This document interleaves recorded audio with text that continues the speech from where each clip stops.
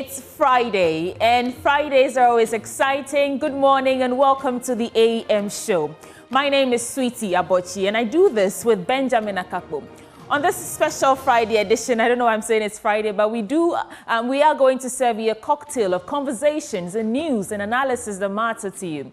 Of course, we'll start with the news, the AM news served by Denisia Poma-Ejei.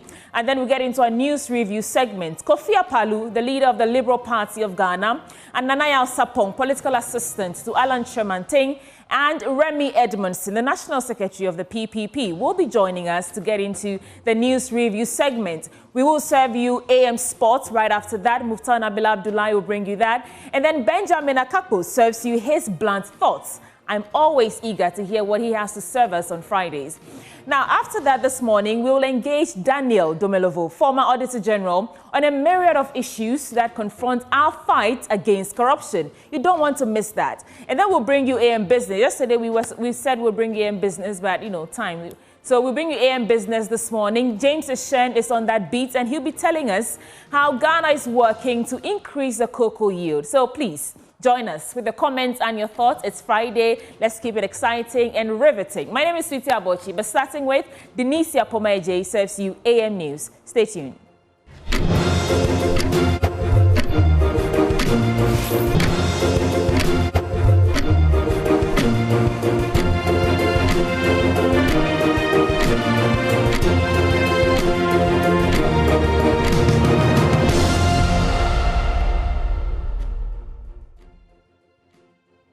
A very good morning to you. My name is Denisia Poma-Ejei, and as always, I serve you AM News. Now, the Military High Command has confirmed that the third accused in the ambulance trial, Richard Jakpa, was dismissed from the military service based on his persistent offences and acts of misconduct. Richard Jakpa had earlier denied ever seeing the letter confirming his dismissal from the military since he left the service 17 years ago. Deputy Attorney General Alfred Tuayeboa on Thursday tendered into evidence Richard Jakpa's supposed dismissal letter from the Ghana Armed Forces. Now, Mr. Jakpa's lawyers argue these claims aim to discredit his testimony in the trial involving Minority Leader Dr. Kesel Atoforsen. Now, in court on Thursday, Secretary to the Military High Command and Custodian of Documents at the Ghana Armed Forces, Nana Edu Jemfi, discounted Richard Jakpa's allegations that he was never given a letter relating to his dismissal. Head of our legal desk, Richard Kojonyakon, was in court and has more on what happened. The Minority Leader Kesel Atoforsen, Richard Jakpa was in court. The Attorney General Godfrey Abuadami was also in court. In fact, the Secretary to the Armed Forces was the one that mounted the witness box. He's been subpoenaed by lawyers for Richard Jakpa to come and answer some questions related to the dismissal of Mr. Jakpa from the military in 2007. In fact, Mr. Jakpa, in series of interviews, had contended that he was not served with any dismissal letter, and so it comes to him as a surprise and as a shock. The Deputy Attorney General tendering a document that purport to be his dismissal letter in court. And so on that basis, he subpoenaed the Military High Command. But the CDS himself was not in court, but the Secretary to the Military High Command was in court. Contrary to what Mr. Jakpa has been saying, that he had no knowledge of his dismissal letter and all of that, during the cross-examination, the Secretary indicated that, in fact, Mr. Jakpa committed series of offences, a lot of misconduct. Two of them that stood out. One was in 2004 when he was in financial straits. He went to his unit and applied for a loan of $300. That loan, they pulled him, but he never paid. Up to 2007, when the Military High Command decided that they were going to convert the dollars into cedis and actually deduct it from his salary, something that they did. One pertinent one also related to a Lebanese businessman who Mr. Jakpa is alleged to have taken $400 from him. Up to date, Mr. Jakpa was said not to have been able to pay that money. Upon persistent demands, he was unable to give the money back to the businessman. And so they proved in court that in the military, when you commit some offenses and you also have some misconduct on your head, you go through series of interviews, you attend meetings, disciplinary committee meetings, and then all these offenses are spelled out to you. So what Mr. Japa indicates is that he, in that letter, it was not stated, no kind of misconduct was stated that he defrauded people and committed something. It was a report, and they tendered that report that they indicate that Mr. Japa indeed has a copy of. And so that is what the proceedings have been. Usually after the court sitting, you would have seen the lawyers, counsel for the accused person, the Attorney General, and all the interested parties, rushing out and then conducting interviews. But because of the warning by Justice Ifiasewa Saributri, not for any of the parties to grant any interviews, today it's been unusually quiet. And so they all walked from the precinct of the court, from the court complex, descended, and then went into their vehicles, and then they sped off.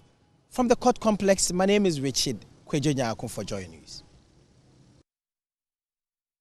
And former Auditor General Daniel Yao Domelevo has called out government and government officials over what he describes as continuous persecution of the Special Prosecutor Kisie Jebin. According to Daniel Yao Domelevo, not only does the Office of the Special Prosecutor need some level of protection from the appointing authority, but the President must also be seen to call its officials who are deliberately frustrating the work of the OSP to order. He made the call during his 2024 accountability lecture. Corruption has become one of the leading conversations in Ghana's public discourse over the period, with many raising questions about what the best approach will be to tackle it. Speaking at the 2024 edition of the Domelevo Accountability Lecture in Accra, former General Secretary of the Convention People's Party, CPP, Nanaya Jantua First, chastised the institutionalization of corruption in the public services and Ghana's body politics. These days, a person's wealth is not questioned, or nobody finds out where does this one come from, where did this one get their money from to afford such opulence. There are no questions. Bribery is openly expressed where officers of service providers ask for kickbacks. After providing a service, they actually ask you to pay a bribe.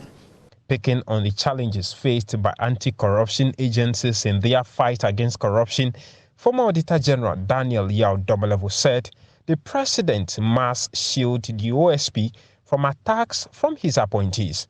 And the young man is facing troubles and challenges like nobody's business. So I said, the one who put him there, don't you know that you have to protect this guy? You should be calling people and say, shut up, back off, let him do his work. So please, government officials and people in government, leave the special prosecutor alone. Daniel Domelevo also waded into the conversation about government overtaxation of citizens. He said the government's poor performance despite the high taxation can only be described as blatant stealing from the people. Ghana is a country which, in my considered opinion, has moved beyond taxation to robbery of the people. Instead of taxing people, we are now robbing people. Whatever money Ghana government can squeeze out of you, they will squeeze it out of you and see the use to which they put these monies. And I ask, why are my people not angry enough when you see this type of things happening? According to him, the recent Kenyan civil action must serve as a lesson to President Akufo-Addo and his counterparts across the African continent. The question we want to ask is, the other African leaders, including our own president, has he taken any cue out of it? Or we've forgotten the account proverb that says when your colleague's beard, that's why I don't have beard, so when your colleague's beard is burning, you fetch water and put by yours. Is that not it? But today I don't think that is going down. It would have been so heartwarming for us to wake up and hear from the president that given the heat in the country and what I've heard from somewhere else, I've reduced my cabinet or my ministers to 40. The rest are going home. But what are the solutions to the challenges? We need to commercialize the fight against corruption. I don't think the fight against corruption is good enough in the hands of only government. Because government may even be complicit in the corruption. This year's Domelevo Accountability Lecture, which was organized in partnership with the Center for Social Democracy in collaboration with Frederick Herbert Stiftand, was on the theme, Is Ghana Winning the Fight Against Corruption? James Savage's report for Joy News.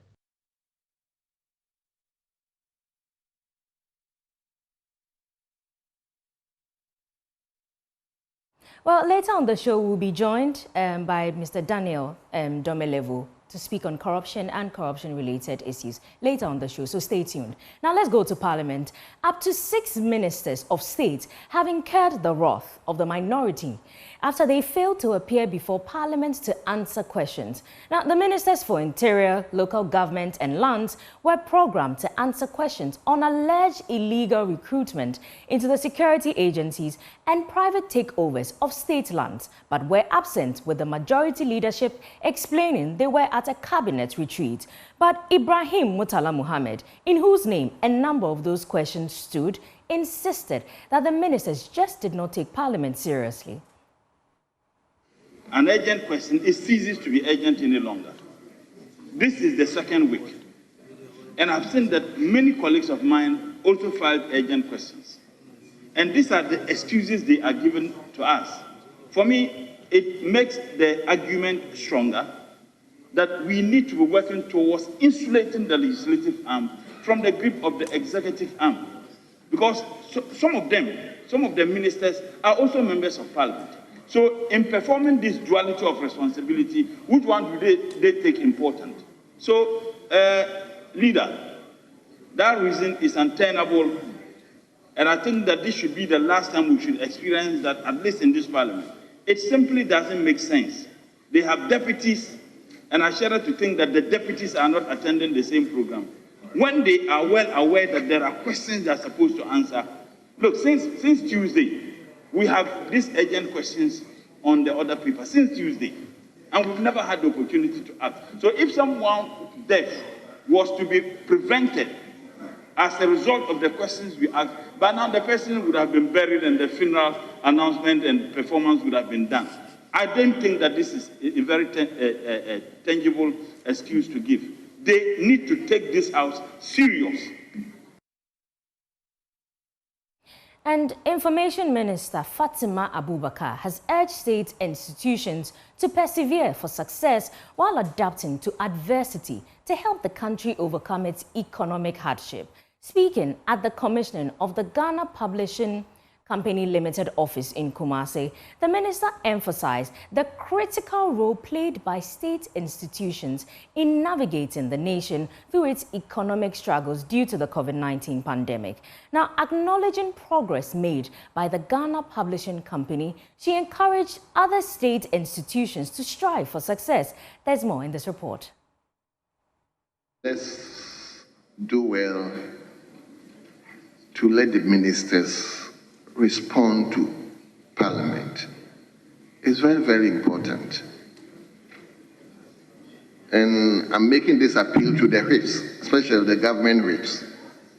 It is your duty to make sure any minister who is destined to come and respond to any question come. So before a minister is programmed to come and answer or respond to any member, at least it's incumbent on the reps to make sure the ministers are well informed before we even program them. Because it's not nice that we program a minister to come and answer questions. Meanwhile, the minister may be having something else doing. So it doesn't make sense. We program him, the minister is somewhere doing something else. I'm not saying what he's doing is not important.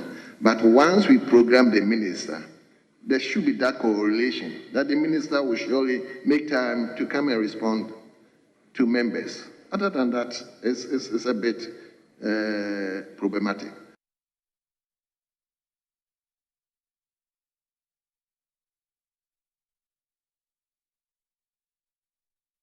Apologies for that wrong inset. That was Second Deputy Speaker urging the majority side of the House to ensure that the ministers who are summoned to Parliament appear. Information Minister Fatima Abubakar has urged state institutions to persevere for success. There's more in the following report. Publishing Company Limited inaugurated its first regional office in the Ashanti regional capital, Kumasi.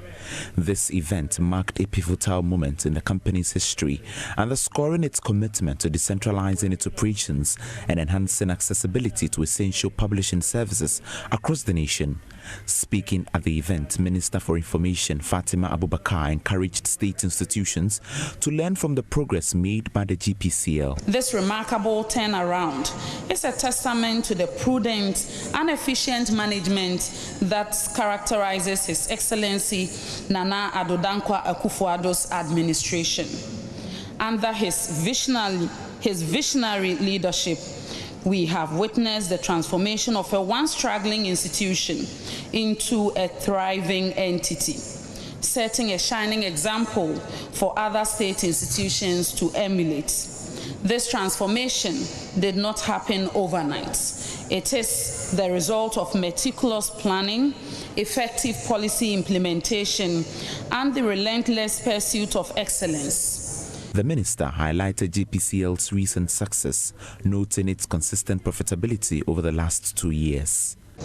Today, as we stand on the threshold of a new era, we witness the revival of this great institution with the inauguration of this office in Kumasi. Managing Director of the GPCL, David Asante, says the company has made significant progress despite challenges in previous years. We have additionally contributed significantly to reducing unemployment by creating new departments in the company, which naturally brings to bear the need to employ and to expand our operations. Financially, the Ghana Publishing has demonstrated resilience and success. Apart from the challenging years of COVID-19 in 2021, we have consistently recorded a profit reflecting our robust business strategies and commitment to excellence. The new office will serve the Ashanti region and adjoining regions, making it easier for individuals and organizations to access a wide array of products and services. For Joy News, Nana Boachidanko Yadom, Kumasi.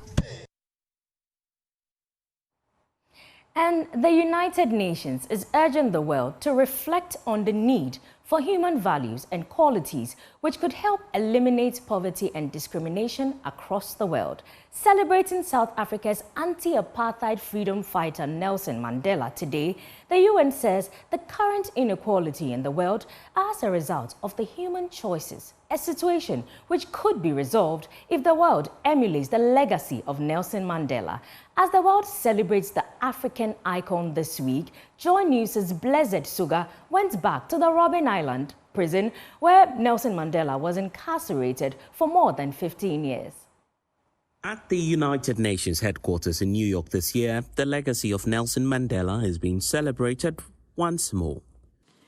Nelson Mandela showed us the extraordinary difference one person can make in building a better world. And as the theme of this year, Nelson Mandela's International Day, reminds us, combating poverty and inequality is in our hands. Our world is unequal and divided. These are not natural facts. These are the result of humanity's choices, man-made choices, and we can decide to do things differently. Today, as we reflect on Madiba's teachings, we must recognize that true freedom will never be achieved so long as poverty indefinitely lingers. It was a long walk to freedom for Madiba, a title he earned after spending more than 20 years locked behind bars. Sailing down the coast of Cape Town in South Africa, I'm able to walk down memory lane again with another man who was also kept on the Robben Island, which housed a maximum security facility reserved for criminals, anti-apartheid freedom fighters, and chronically ill persons, including lepers. For Siswana, walking through the corridors of this facility revives his trauma when he was first brought here. Yes, this is the cell. Yeah, and this is what prisoners slept on before the introduction of bed. But today he walks a free man, remaining hopeful that the world will learn from the legacy of Nelson Mandela and to make the world a just and equitable space for all. To be honest with you, I'm quite disappointed because I had hoped that when South Africa gets liberated, we as Africans are going to start on another program, a new program that's going to change, our continent to be what we want it to be. Because I think in the process of us being colonized, we lost our humanity. We've forgotten who we are. And as a result, however we treat one another, however we relate to one another, we relate and treat one another on the terms that were actually introduced by our colonizers. We've forgotten our own value systems. That's my biggest disappointment. And I don't see any program that has begun anywhere in Africa that seeks to actually achieve that. The Robben Islands was decommissioned in 1996, but the facility remains open to tourists and persons who care about the dark past to learn the lessons in order to create a safer future. Blessed Sugan for Joy News, the Robben Island. Officers of the National Disaster Management Organization, NADMO, and the Environmental Protection Agency, EPA, have clashed with the chief of Nahinso over the self-initiative to rehabilitate deplorable roads in the community. Nana Addo Boaman's sun-winning activities to fill flood-prone land has been resisted by the local assembly because he failed to seek authorization. But the chief insists his initiative is to help alleviate the plight of residents. Nana Boachi Yadom has more. Residents of Nahinso in the Asokwa municipality have had to contend with deplorable roads. Those of us who use smaller cars because of the bad roads, transportation from here to town we are suffering because of the road. Going to the maintenance is equally expensive. Government must help us. The chief of Nahinso, Nana Edubuama, says his decision to independently undertake the road rehabilitation was spurred by the concerns of residents and commuters after failed promises by the government. But this got him arrested. I've been there no less than 8 times. The last time that I went to the MC, in fact, he didn't even give me attention. All he could told, I waited for about three hours, and all he could told me was, Nana Chapatan program to me as honorable member, assembly member. And I told him that, look, it's because of you that I've come. And my people have been complaining. And there was even a time that I even called him personally on phone and told him that my people are threatening demonstration against you. And he told me, Nana Tobo, and for how long can I do this? The local assembly has denied causing his arrest, but accused the chief of winning sand under a high-tension tower and also blocking roads leading to some homes. Asokwa Municipal Chief Executive Akonya Sajima said the road has been awarded on contract. Let me put it on record that no arrest was made. The chief was not arrested. The chief has not been arrested by the Asokwa Municipal Assembly. The road is under construction by a contractor, just that he's waiting for the bridge that he constructed to dry up or whatever. Chief clashed with a team of NADMO, EPA and local assembly when they visited the area. Assistant planning manager at EPA, Daniel Lobite, however, said the chief's action will rather cause flooding in the area. Where lies in the issue of flooding? He's rather causing it. He's not solving any problem. He has encroached the buffer, so we are mounting a signage to ward him off. He's not supposed to come to this side anymore. Residents are hoping for early intervention to the plight of poor roads. For Joy News, Nana Boachi Dankwa Yadom, Kumasi.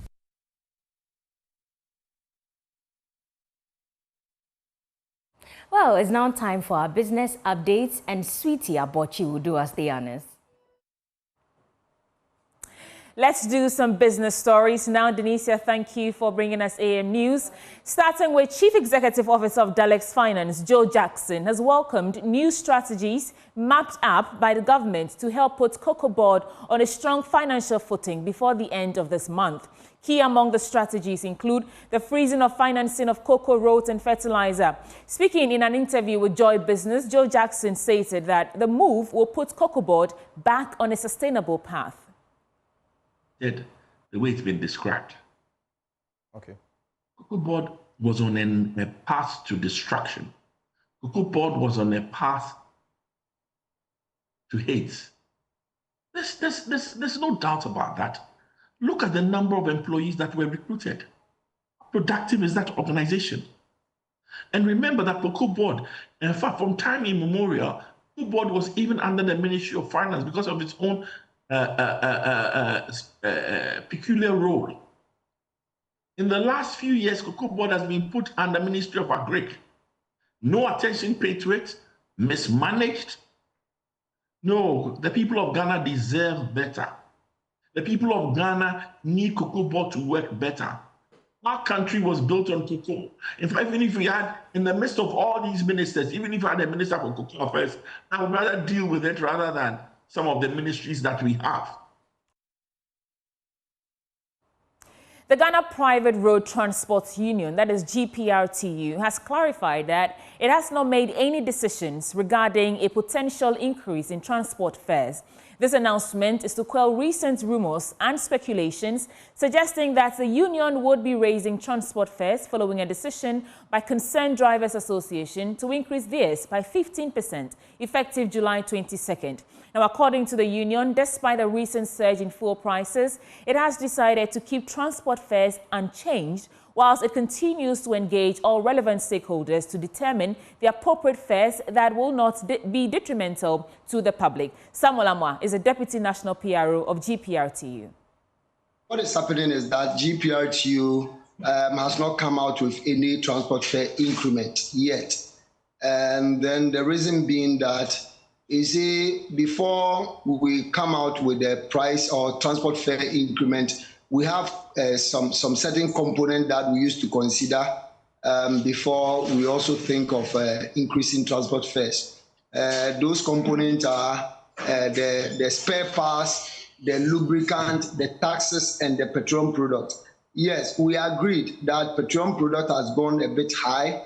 Recently, I think about 3 days ago, fuel price was increased about 4%, of which you all know.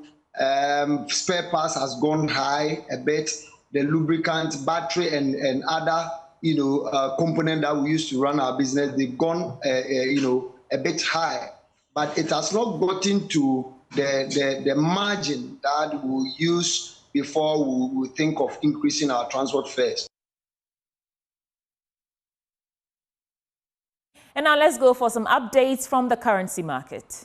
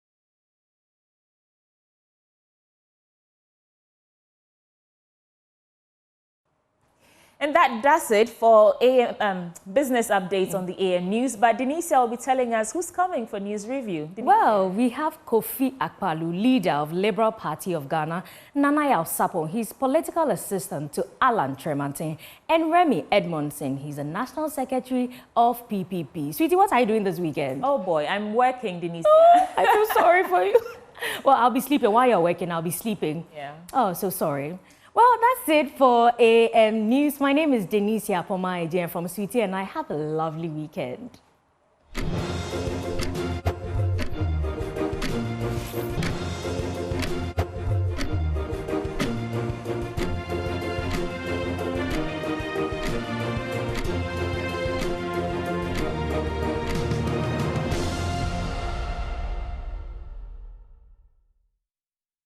review some stories in the newspapers, shall we? This is the news review segment on the AM show with me, Sweetie Abochi. And a gentle reminder that this segment is always brought to you by Endpoint Homeopathic Clinic, and they're offering free prostate screening and free female fertility screening at their various locations. And here in Accra, you can find them on the Spintex Road, opposite the Shell signboard.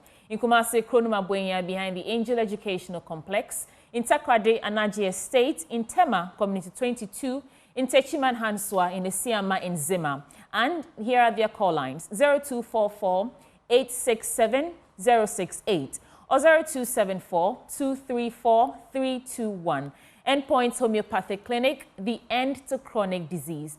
And this morning, I have three gentlemen, well, two right now in the studio with me. Kofi Apalu is leader of the Liberal Party of Ghana, and Remy Edmondson is the National Secretary of the PPP, and they join me in the studio. In the course of the program, I'll introduce my third guest to you. Gentlemen, it's good to have you in the studio. Good morning. Good morning. Good morning, Sweetie. Okay, so what's on your mind? You know how we do it on the news review segment. You have a minute or two to take us through your thoughts. What's occupying your mind this morning? I'll start with you, Remy. Thank you, Sweetie, and a very good morning to you, to your team, and to all your guests. I want to take the issue of the MPs, ministers who were absent in Parliament yesterday to address the urgent questions that were laid by one of the ministers. And the reason was that they were at a cabinet retreat. Now, this is one of the reasons why the PPP has consistently, one of the pillars of our advocate has been that ministers should not be appointed to cabinet. There are millions of Ghanaians who are well qualified, who can serve the country. We need parliamentarians to stay in parliament and do the job for which their constituents voted for them. They need to be in parliament at all times to pursue the needs and challenges of their residents. So, I mean, and this is not the first time this is happening. We've had several of these. So I'll just add my voice to the urgent call that there's a need to amend the constitution, and particularly this particular provision. I have here, we are yet to get into the substance, but just to, since it's right in front of me, the former Minister for Local Government, Kwadwo J. Dakon, is also, saying that the current crop of MPs are not serious. Maybe it may not apply to all of them, but, there is some substance in what he's saying. So it's very necessary that we ensure all Ghanaians should join the call to amend critical aspects of the constitution, such as this one, and ensure that the president should have the freedom to pick, it's the constitution that's forcing him anyway, but he should have the freedom to pick outside of parliament well-qualified Ghanaians. Because if the MP goes to cabinet, he goes in there in one part to go and reason with the government. Now he comes in as a double agent, comes to sit in parliament, the same issues discussed in parliament are brought before him. Where is his allegiance? Okay. He's obviously going to ensure that he's going to do what the president wants. And for this reason, we have a number of MPs also angling to, everybody wants some juicy appointments to put on some board, made a board chairman of some state institution or some state company or some ministry or other, be made a deputy minister, made a minister. So they're not really focusing on the real job of checking the executive. That's their primary function, to check the executive. Of course, they exist for checks and balances between the three arms. Exactly, but with this arrangement, so what you're looking for that's compromised. Review. Very important. Well noted. Mr. Palu, what about you? My major concern has to do with the survey that came yesterday. Afrobarometer report? Is it Afrobarometer? What survey are you talking about? I'm talking about the one you were discussing yesterday. Yes, the Afrobarometer report. That says that the young people are leaning towards military intervention. Oh, no, not that one. Okay, which one? Or it wasn't a survey from the Face Solutions. Oh, right. Since when I heard it, it's like I've been asking myself, where did they come with all these figures? That the former president will get 54%.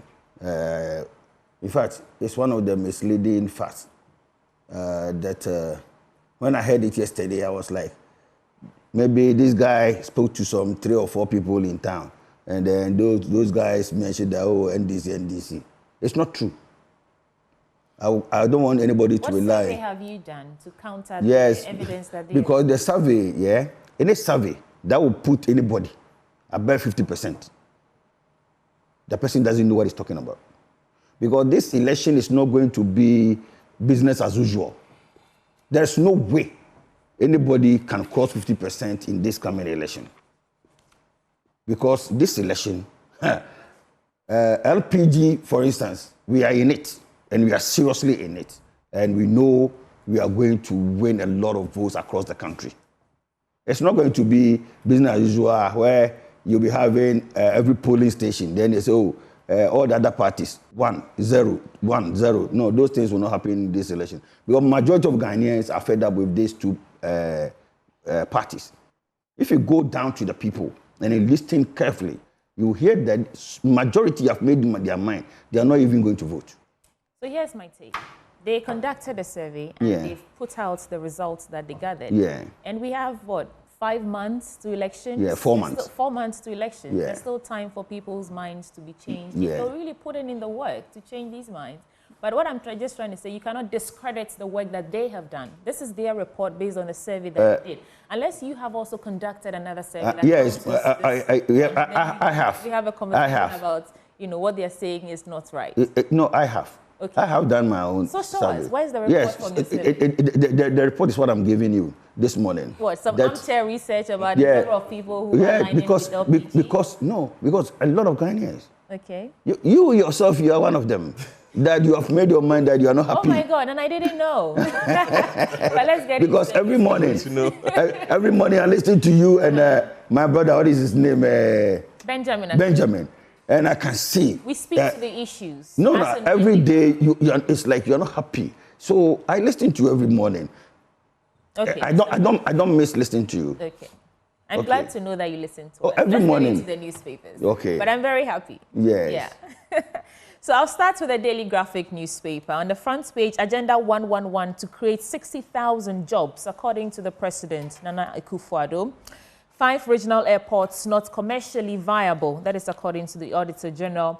And in Adenta, will electorate keep to tradition? And on the ambulance case, Japa was dishonorably released, according to the military secretary. And I remember him on the Pulse, waxing lyrical about how he's never set eyes on that report and so many things that he said. But now it looks like it's come under scrutiny, and the opposite of some of the things that he said is turning out to be the truth. But let's get into the stories. I'll start from this story about Agenda 111 to create 60,000 jobs. To create, not has created. The government's Agenda 111 hospitals is expected to create over 60,000 jobs upon completion, and that is said by the President Nana Akufo-Addo. To quote him, he says there's an average number of 120 workers on each construction site. And when completed, an average of 559 persons will be employed in a district hospital, 1,343 in a regional hospital, and 947 in each psychiatric hospital. And this means that 67,635 people will be employed in the Agenda 111 hospital project. That is what the President is saying. But before we get into your submissions, gentlemen, let me welcome aboard Nanayal Sapong, political assistant to Alan Chermanteng, who's late but will permit it. How are you? I'm good, sweetie. Yourself? I'm fantastic. So this story about Agenda 111, I'll start from you, Mr. Palu, and then when I come to you, Nanayal, you can add your minute take on what's on your mind. Yes. What do you think? Yeah, I think it's like work rate. Yes. So it means when we finish this Agenda 111, it's going to create this number of jobs. I won't dispute that because looking at where most of them they have reached, even the POM, Kantamanzo one, I think it's almost ready. There are lots that they are working and they have reached 80%, 70%, and the rest. So I'm praying that they'll be able to find the money to finish them before, so that we start using them. Okay. Because if you look at the 550 employees to be employed by each district hospital, if you look at the figures, I think it's on point because the mortuary assistants will be there because each one have a mortuary. Right. Those in the administration, the nurses, the doctors, the security, a whole lot that will be working there. So I think the 550, I think, is not on the high side. Yeah. So you think this is possible? With Oh, just yes. 5 months to Yeah. the end of their tenure? Okay. I'm not doubting Okay. that they won't be able to finish. Okay. About, let's say, 70%. They'll be able to finish more than 70%.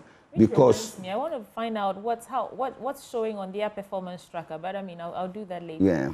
And where they've reached on the various. No, I've sent my guys around to check all those things to find out where they've reached, and they've done well. Okay. Yeah, they've done well. Remy, Agenda 111 to create over 60,000 jobs when completed. Yes, I think it's a very bold and laudable initiative the government took to address the persistent health challenges in the health sector. But then the report didn't really give. I was expecting to hear some figures as to. I saw some pictures last week about one facility that was supposedly completed. Yeah, but this was not really official. It was being shared by some party members, and I don't know how many of these can be completed before the president leaves office and before the MPP government itself leaves office for the PPP.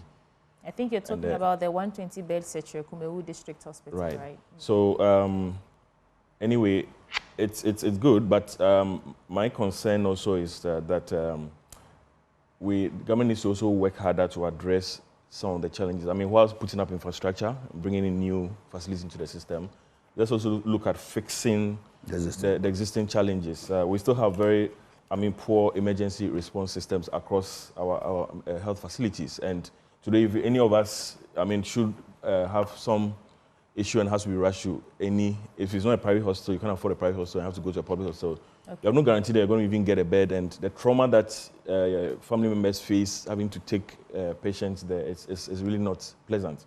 We also have this issue of the health workers migrating, another very important issue that really needs to be addressed at its roots. Now, most of the qualified professionals, let me even talk about the nurses, are leaving, or most of them have left. Yeah. And we are having a situation where we have less qualified ones who are having to fill in. I read an article yesterday, an interview from the Ghana Registered Nurses Association calling for the government to scrap the certificate and diploma, yes. And it was to address so that we will make all nursing qualifications degree-based, so that at least you improve the skill level of these nurses. Because look, we are the ones that they're going to take care of. Okay. Yeah, so, and then lastly also is the health insurance challenges that also have been quite perennial and persistent. Okay. I wish the government will also take steps to address these, make sure that the more drugs, that patients need, people on the borderline who are having financial challenges can be able to afford them. The current situation where most facilities will just prescribe them for you to go and buy outside because they either don't have them or, NHIS is not covering them, or perhaps the money is not coming in. So these are issues that I need the government also to address for the ordinary Ghanaian. Okay. Well put. Nana Elsapong, first, what's on your mind? You have your minutes taken, then you can add your reaction to government's projection that over 60,000 people will be employed. Yes. Jobs will be created after Agenda 111 is completed. Thank you, and thank you for giving me the opportunity to make a statement with my 1 minute. What I want to talk about is on tourism. You know, tourism has been one of the major contributors to our GDP, and it is hard time Ghana makes good use of the opportunities that we have. On Monday, the people of Dagon celebrated the Bohom Festival, that's a fire festival. And I think that it's time that we leverage on some of these festivals across the country. Getting into August and September, most tribes in our country would be celebrating their festivals. I think that the Ministry of Tourism has a responsibility to be able to leverage on some of these festivals and able to generate much more revenue and to create jobs as it's been stated. Of course, Agenda 111, it's been an interesting journey so far. I think that when it was first mentioned, every single Ghanaian was excited about it because we had all complained about how citizens do not have access to health facilities. And of course, we were worried about the delays in the project. The way and manner in which it was promoted, we thought it was going to take some few weeks and months to complete. But sweetie, let me be quick to add that completing the physical health structure does not make it operational. I believe that once they are being completed, the Ministry of Health should be putting in the measures to be able to make them operational. And also, as my brother said, they should be able to put in measures to build capacity. Making everybody a degree holder in the health sector, in my view, that is another subject for debate. But I think that there are stages and there are different jobs that are being done by our health service providers. Okay. And so we should look properly into that. But what is most important is for us to build capacity. Having the degree in nursing or having been able to complete a medical school does not put you on top of your job. We should be able to push the Ghana Health Services and the Ministry of Health to build capacity. Okay. Yes. Thank you for that. Let's do some more stories. 5 regional airports not commercially viable. And this is still the Daily Graphic. I'm on page 13 now, according to the Auditor General. And it says, in spite of the continuous efforts to enhance airport infrastructure in the country, it has emerged that the outcomes have been underwhelming, with the 5 regional airports yielding less returns than anticipated. And data sourced from the latest Auditor General's report on the account of public boards, corporations, and other statutory institutions in 2023 showed that in 2022, the airports generated a combined revenue of 13.13 million Ghana cedis from the operations, as against an expenditure of 39.14 million. So they are practically, the first figure is 13.13 million Ghana cedis. That is combined revenue. And that is against the expenditure of 39.14 million Ghana cedis. And that's a deficit of about 26 million Ghana cedis, right? And it has prompted a re-evaluation of strategies to optimize regional airports development and maximize economic benefits. So the Auditor General, John Sinesiedu, is recommending that the Ghana Airports Company Limited management should encourage existing and potential domestic airlines to patronize the airports by providing possible incentives to them. Okay, put a pin in this. Let me do 2 other stories and then I'll come to you for your responses. Fund to strengthen judicial independence in Africa launched a fund to provide resources and related support for institutions and other bodies working to strengthen judicial independence has been launched in Accra.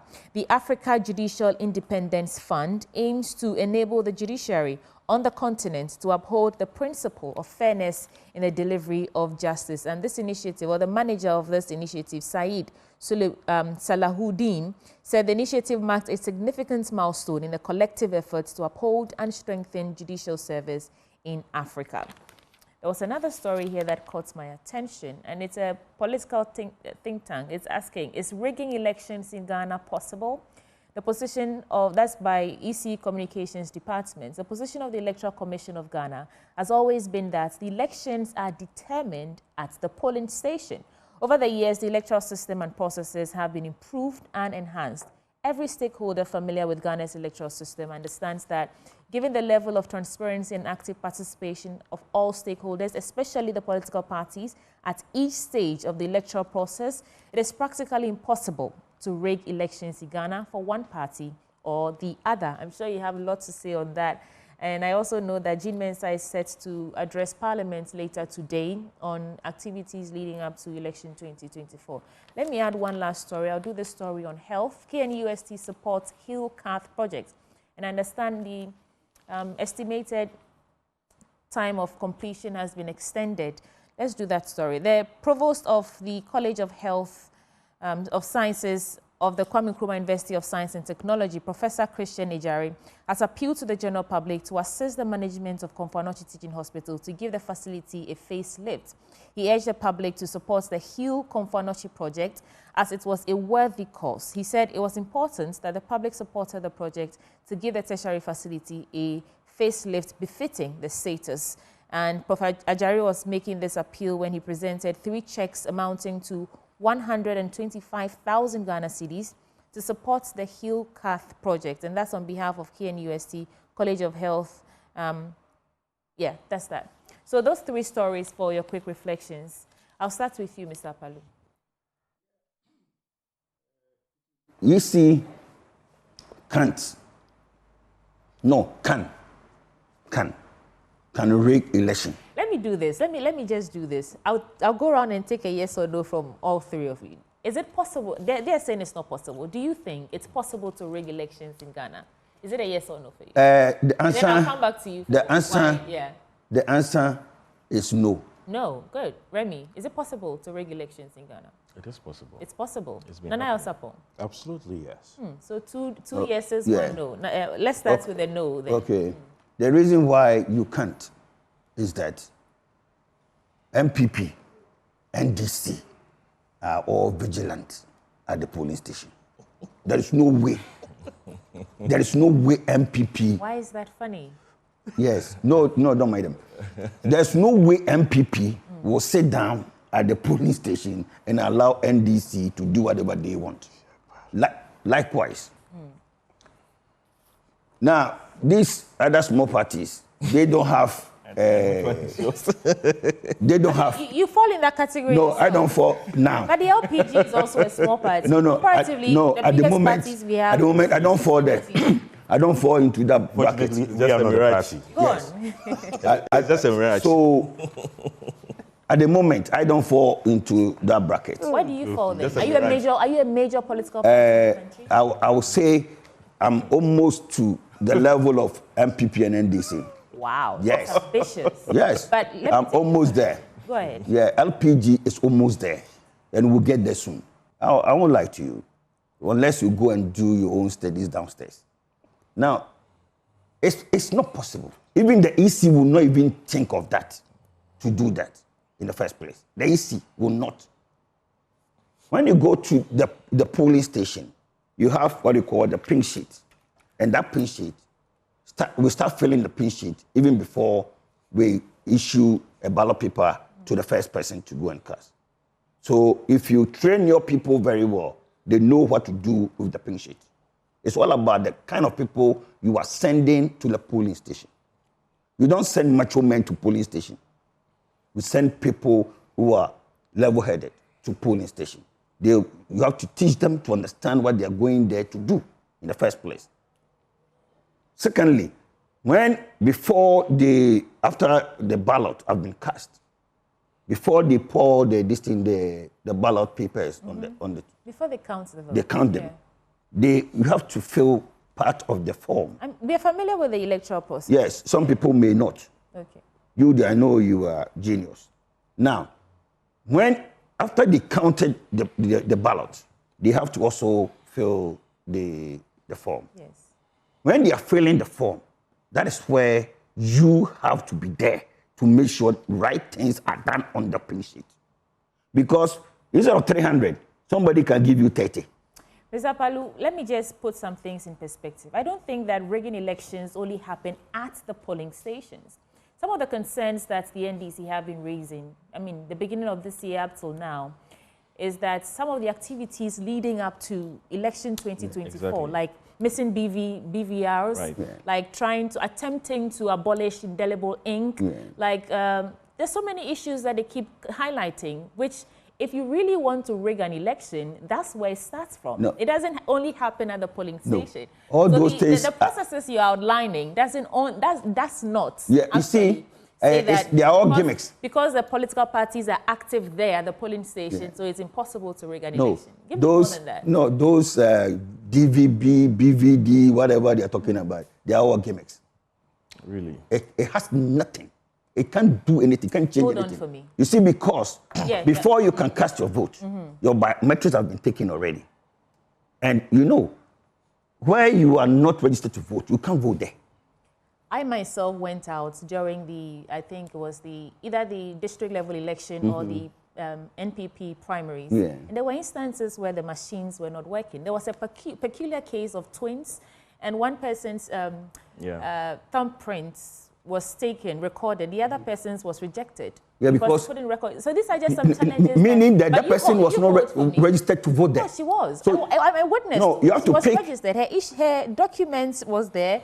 Her information was on the machine, but she just couldn't. The machine just couldn't accept her prints because it was registering as her twin sisters. But hold for me, okay. Remy, what are your thoughts on this? And the EC is saying that allegations of rigging elections are a global phenomenon and they're not unique to Ghana. So what does it really mean to rig elections? And do you think that it's possible to rig elections in Ghana? Let me start by quoting the former EC Commissioner, Dr. Kojo Forest-Jan. This is one thing he strenuously hammered on over and over. Elections are won or lost at the polling stations. Okay. He made that statement for a specific reason, for this very reason. I personally have been a victim of the rigging.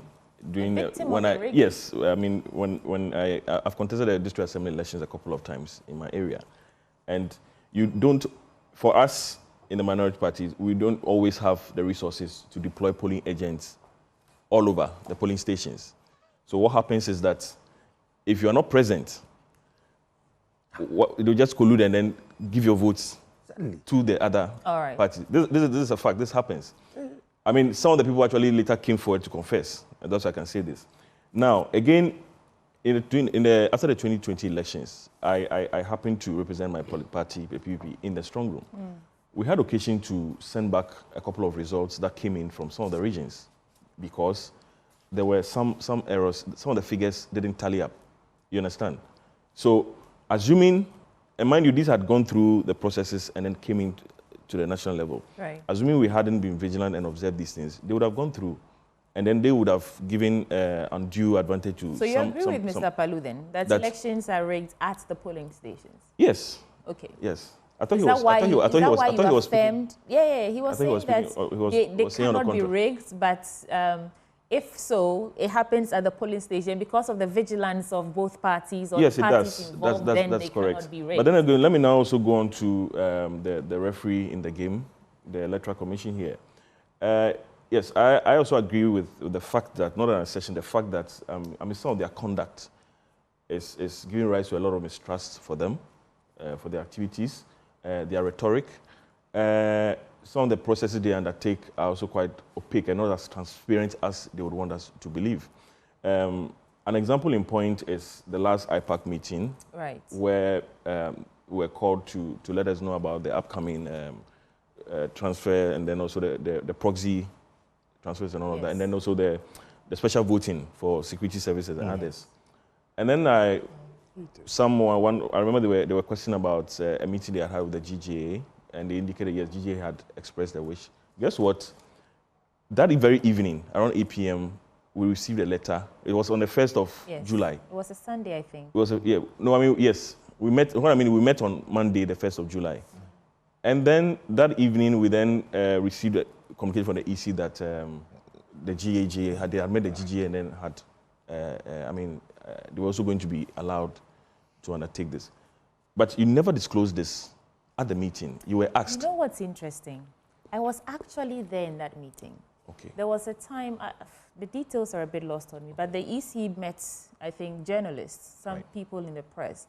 And after that meeting, the GJA president requested another meeting off camera. So all cameras were sent out, and they said in that meeting that he actually requested that it would be ideal, or in the interest of transparency, if journalists are allowed to sit in these meetings, but we were told not to make this public. And so when I found out later that this request had been granted, I thought that was that was in good faith. That's for transparency. Yes, but like I said, for transparency. At a stakeholder, such a key stakeholder meeting where we had heard about it and also asked the EC, and you did not disclose it, you see, because we wanted to be satisfied if there was what the merits were in allowing the GJA to have this privilege, okay? But you don't mention it that you have actually granted this. I hope you understand. And then that evening, even the letter was dated on the 2nd. The letter that was sent on 1st was dated for the next day for release. I hope you understand. So, and there have been several of these instances where we go and meet, take a decision, and then the EC of commissioners, deputy commissioners come out to say something totally different to the press. So I'm just saying that their conduct leads to a lot of mistrust, and their conduct can jeopardize this upcoming election. And then lastly, on the issue of the missing BVRs, I don't think it should be dismissed as my senior brother is saying. Again, we need to, the EC need to give us timely updates on this issue, because it's quite worrying if these devices get missing from your headquarters. And as the report indicates, it wasn't as if there was any robbery, somebody broke into a room. At least it means there was some collusion. Somebody in there took it. Yes, and then we're not getting timely updates about what is happening about these devices, what efforts are being made to, get these devices back and allay. So we wouldn't want to just be assured made by verbal rhetorics, but what we are seeing from our frequent deliberation with the EC and their posture, I personally will not take some of these assurances from them. I will not be satisfied. Okay. They need to do more. You are not satisfied. Yes, and then not just me, but a lot of us in there, they need to do a lot more to assure us that these elections will be free and fair. Let's hear from the camp of the ARC. Nana Elsapong, what say you? Listen, I was a bit surprised when Kofi said that the EC is not able to rig elections. He's been a victim if he doesn't know. There are polling stations and constituencies that at the end of the day, most of these smaller parties end up getting 0, including polling stations where the flag bearers and their families vote. Is it possible that Kofi would go to the polling station, see his own picture and his name, and would not vote for himself? Fear delegates. I mean, let's be real. The Electoral Commission of the can rig the elections. 1, voter suppression.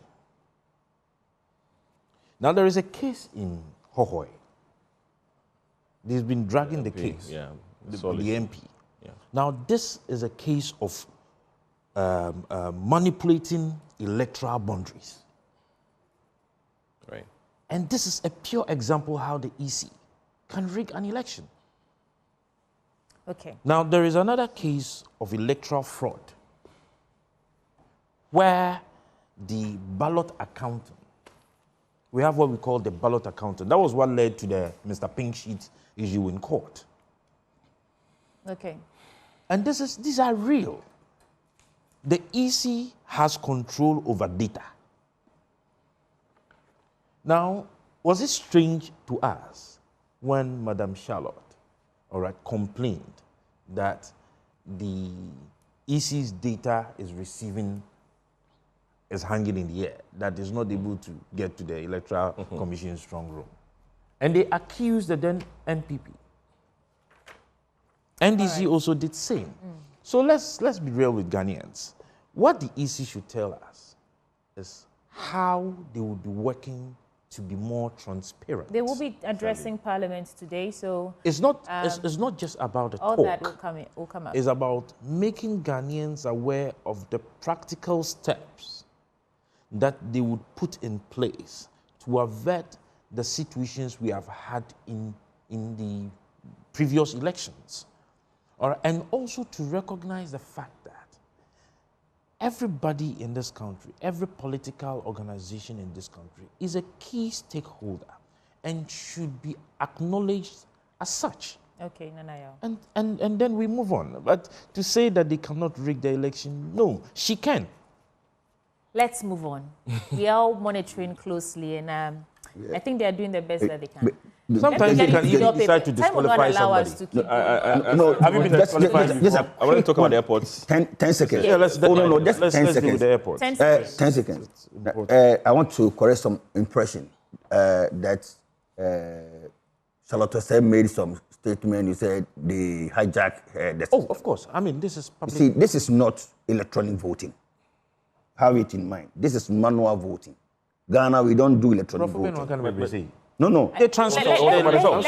Yes, you see, electronic voting Mr. Palu. is different from manual voting. Oh, please, let me finish. They transmit results. No, please. When you transmit results, no matter what it is it by post? Nobody. No, please. If you do your work well, as a party, as a political party, if you do your work well, you know your resource. You know your resource. You know your resource. You don't depend on the EC's resource. You have to do your work first before you compare your own to the EC's own. Hopefully, when it's time for you, you also do your work. Exactly. Depend on the EC. You see, this small party. Your 10 seconds. The 10 seconds. They don't have. So on the airport issue, I want to give. I just hope he's not disqualified though. This small party, they don't have members. Let's have a conversation. Remy. Mr. Anyway. The airports, let's deal with that. I was just telling him his votes are in his posters nationwide. Yeah. He doesn't have anyone on the ground. That's just by the way. No on the airport issue, you see there was a point in there that said that the 20 they wanted to something deficit. Yes, they wanted to undertake a re-evaluation to probably improve the result, the financial results. This is where the challenges arise from. Shouldn't these, value for money analysis, evaluations, they should have been done way ahead of siting these airports?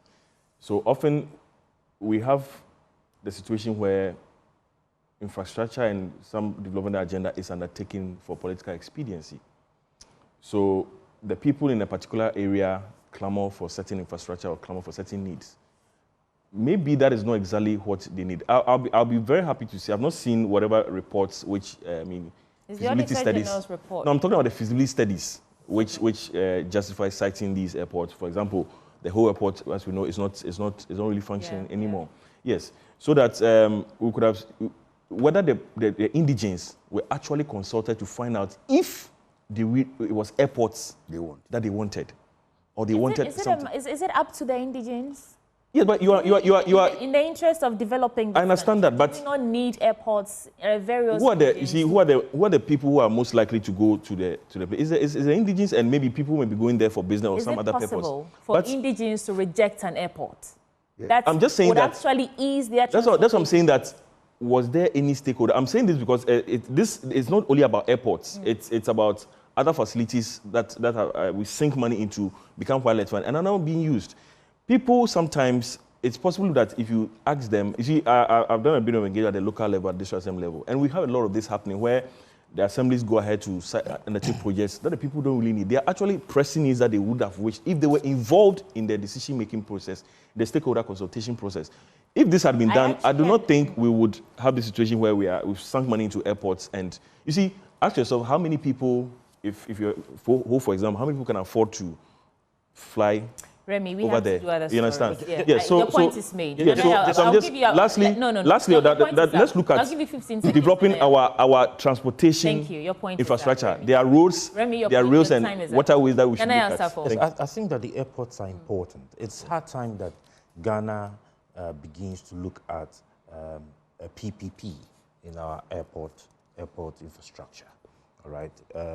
I also believe that it is time, just as we have in the Great Transformational Plan, that government in itself, partnering other stakeholders, establishes a local airline.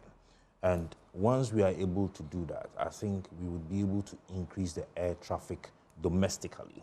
With the establishment or the existence of the AFCFTA Secretariat here, air cargo is something that government should be looking into.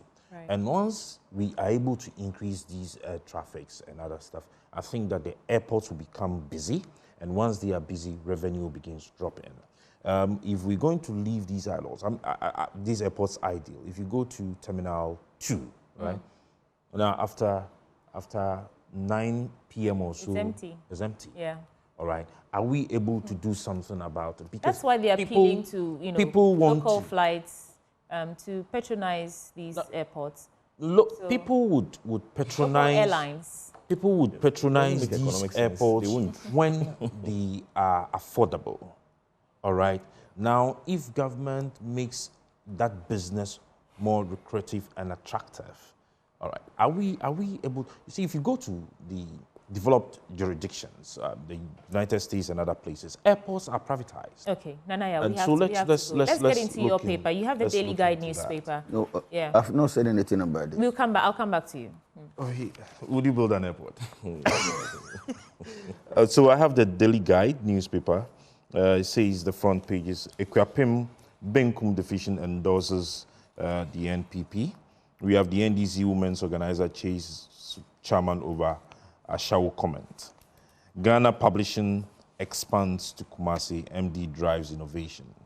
The most interesting one here, cement price fixing won't address increment. Okay. Very interesting, of course. Which of these stories do you want to get into? You have just... I want to get into that of the cement pricing. It says that the chairman of the Chamber of Cement Manufacturers Ghana, COCMAG, Frederick Abret, has stated that the proposed fixing of cement price by the government would do little to address the main cause behind the increment.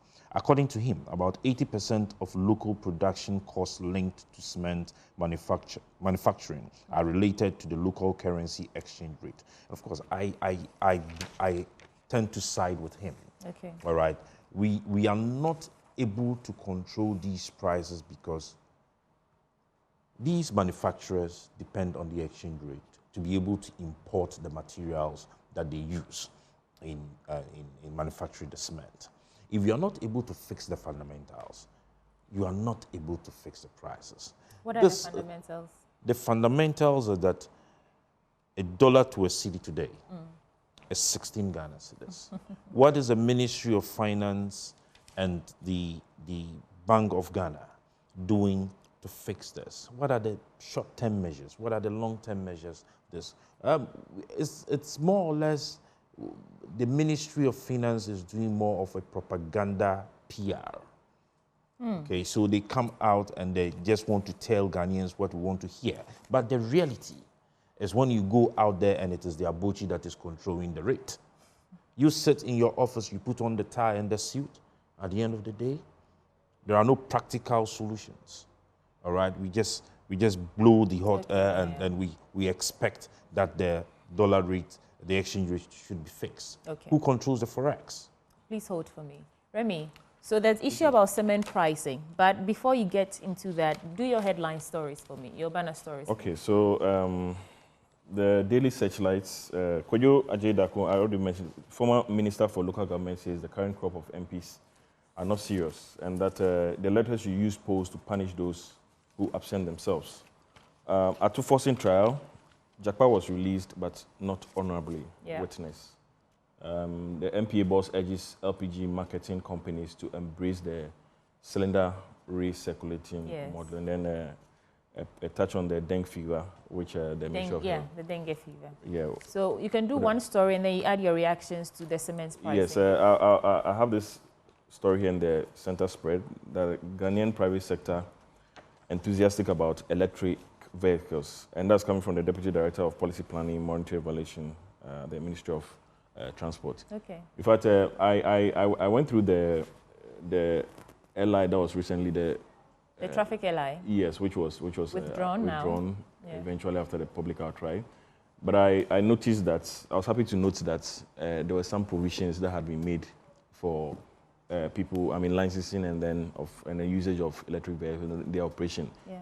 And that was a good thing. I think that was this very good amendment was overshadowed by the unfortunate attempts to exempt the unfortunate attempt for our MPs that we have left to represent, who wanted to just distance themselves from us and live like kings at our expense. Okay. But then I think this is a good policy. I think that the government is taking steps to embrace and to implement. Electric vehicles have come to stay, and as the world is moving to embrace more of this and do away with fossil fuels, it's important that we have the right infrastructure. And I'm happy here to note that, yes, they are taking steps to ensure that, the cost components for the purchase of these vehicles are reduced for the ordinary Ghanaian to be able to afford. So now cement pricing. Yes. As my brother said, yes, we all know that as much as some of the production is done here, some of the raw materials are imported. And so we are all aware of the dollar's onward march. Well, the fear is that by December we might hit 20. Yes, onward steady march. Let me play the devil's advocate. So the dollar is onward marching and the city yes, very, very, very steadily. it's marching very, very steadily. Right. And I mean, yes. So to some extent, it's I as a consumer, I'm very happy that the sector minister is very much interested in ensuring that cement prices are stabilized and made affordable for the other Ghanaians who wants to put up some structure for himself, him or I himself. think the story was that is that what we really need now? Do we need regulations, or do we need to fix the fundamentals that feed yes, into yes. So the that's just increase? exactly that's just a background I'm saying to my point. That yes, it's good. He's I mean that I don't know. I believe that's his intent. But there are these factors. The producers also have a point that these are factors that need to be looked at. Okay. So if the government wants to ensure that prices are brought stable, I think they need to look at both sides. All right. Listen to the producers as well. I mean, they have genuine concerns, and then you have to do your part. I mean, they have expenses like electricity, not just the forex, but cost of electricity, which is skyrocketing. Sorry. I mean, cost of fuel. The hikes are just come and announce these days. You go to the fuel and what you bought. Yes. Thank you, Remy. Before you bought yesterday, you come and then it's much less. So these are issues that I believe the government should focus on fixing. Yeah. Thank you. Mr. Palu, first your banner stories, and then you can react or respond to all the issues that we've been discussing so far. Yeah, I'm finding it difficult to get one. But which paper do you have, though? The publisher, the Ghanaian publisher. The Ghanaian publisher. Yeah. So maybe because the publisher, I'll talk about Ghana Publishing, Opin's office in Kumasi. And I think it's a step in the right direction. But what's your banner story? I see SDA something. SDA, VV, Valley View University, and na Toshi. Okay. Okay. I think definitely to be over the weekend, where they Hannah Natoshi. Yes. I think they gave her some award. I don't know that kind of award it was, but I don't see what this will benefit Ghana. Then let's do your responses. Mr. Palu, maybe I'll submit your name for an online document. We have like a couple of minutes to go. So. No, it's like to me, I don't see the benefit Ghanaians will derive from this to be a banner headline. So. We can't all the papers cannot be about the politics. No. It's not the politics. Things that are not going. No, this one shouldn't be. No, this one shouldn't be. It's worthy to note that if a woman in politics has been rewarded for. No, this one shouldn't be a banner headline. So what should be? This one is a waste of space. Maybe the Ghana Publishing Office, Opin's office in Kumasi, creating jobs. This one is creating jobs. It's helping people. So this one should have been a banner headline. If it's a country where we pay unemployment benefit, we would have seen the importance I could argue that that's for women empowerment, you know. Shedding light on the work or the remarkable feats that women. Yeah, but it shouldn't occupy this space. I'll take the responses to on the cement pricing and that story, Remy. I think then we'll go. I think Remy answered it all because the problem is with the exchange rate. The problem is with the exchange rate. Something must be done. Since 1992, we have been devaluating our currency all the time. You know, it's something that we need to move away from that. If we have been able to devaluate it, we should be able to appreciate it. So we should start thinking of mechanisms of appreciating our city, strengthening our city. Other than that, the way things are going, Ghanaians are the ones going to suffer. So you can't regulate this cement pricing. Like the minister is suggesting that we should face the price of cement and whatever. I don't know where he's getting that from because the guys are buying all their inputs with dollar. And then the dollar is not stable. No, the cedi is not stable. It's the dollar there is always stable, but just that the cedi is not stable. And then you are asking the person to fix the price. So that's where I'm not getting it. Unless maybe you can give them a fixed exchange rate to the cement producers by saying that anytime you need dollars, you have it at this rate so that they can fix the price. Other than that, if it's going to fluctuate like the way No, this one I will not say fluctuating, appreciating, because it keeps on strengthening against the cedi. And they can't face the price. What do you think if given the mandate, what could you do differently about this dollar situation? You want to be president. What would you do differently? When I become president, the first thing that I will do is to make sure most items that we import in this country, we put a stop to that. Like rice. There's no way after 6 months in government, they will continue to import rice to this country. Poultry. Because I have to find money and give money to the poultry farmers to produce enough poultry for our consumption. At the same time, to do something to do with rice. I was so happy when I saw something that the government is giving some young guys 1 million cedis, 1 million cedis. But the amount is too small, 1 million cedis. And one of them is a rice processing company.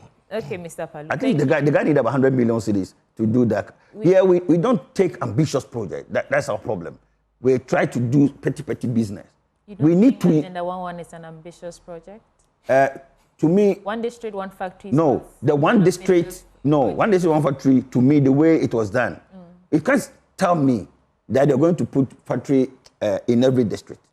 Is that not ambitious? Yeah, and no, would it it's not. Have, if actually this was done, business it doesn't work. We have what you call economies of scale. So you need to share common costs. So if you are to put all business, in, let's say about 50 or 60, you put them in one area, they will share certain costs.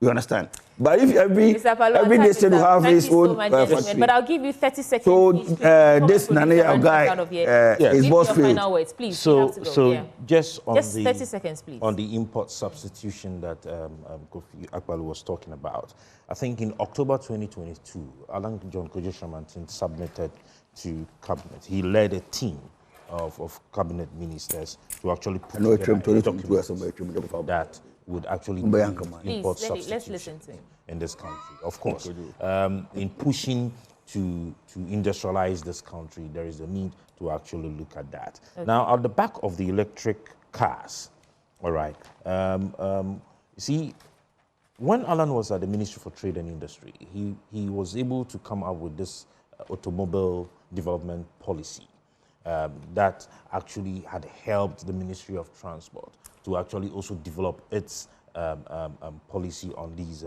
electronic cars. And I think it's a good call. It's a good once it's coming in, it's going to create some jobs, and it's also coming in to help deal with these issues of Thank you. Remy, your final words. Yes, I think we didn't have time to address this, but I think it's loud. I'm happy that the Ghana Publishing Company, it says here, has opened a branch in Kumasi. Yes, and I was watching the MD speech, and yes, he was saying that one of the key points was about the employment. I pray that the company can be run very well, and to be able to expand to all regions and create more employment and value to citizens. Mr. Palu, in 30 seconds, I'll cut you after 30 seconds exactly. Final words. Vote LPG 2024. The best party.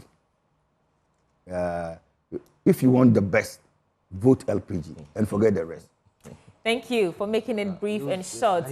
My guest this morning for News Review was Mr. Kofi Akpalu, leader of the Liberal Party of Ghana, presidential aspirant, Nanaya Sapong, political assistant to Alan Tremanting, and Remy Edmondson, who is the National Secretary of the PPP. Gentlemen, thank you so much for joining us for breakfast. And before we go, a reminder that this segment is always brought to you by Endpoint Homeopathic Clinic. And they're offering free prostate screening and free female fertility screening at their various branches. Here in Accra, you can find them on the Spintex Road, opposite the Shell signboard. In Kumasi, Kronuma Buenya, behind the Angel Educational Complex. In Kumasi, Anaji Estate. In Tema, Community 22. And in Techima and Hansua, in Esiama, in Zima. Here are their call lines: 0244 867 068 or 0274 234 321. Endpoints Homeopathic Clinic, the end to chronic disease. There's a lot more coming your way. We are serving you cocktail this morning. So there's Prime Take with AM Sports, and after that, Benjamin Akakpo will be serving you his blunt thoughts. Don't go away.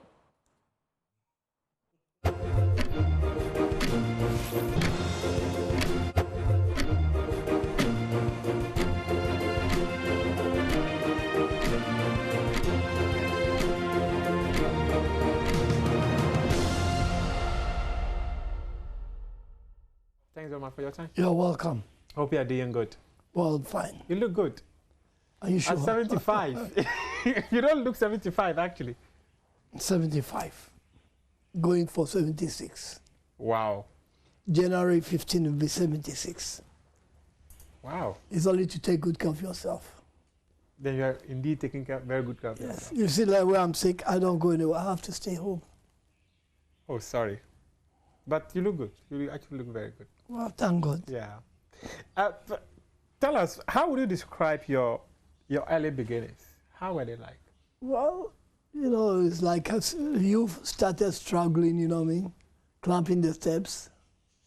It's not been easy. I lived in London for some time. You know, I went to school in Kumasi, in Amas. Okay. And started going to Europe, came back, and I had a place called Bus Stop.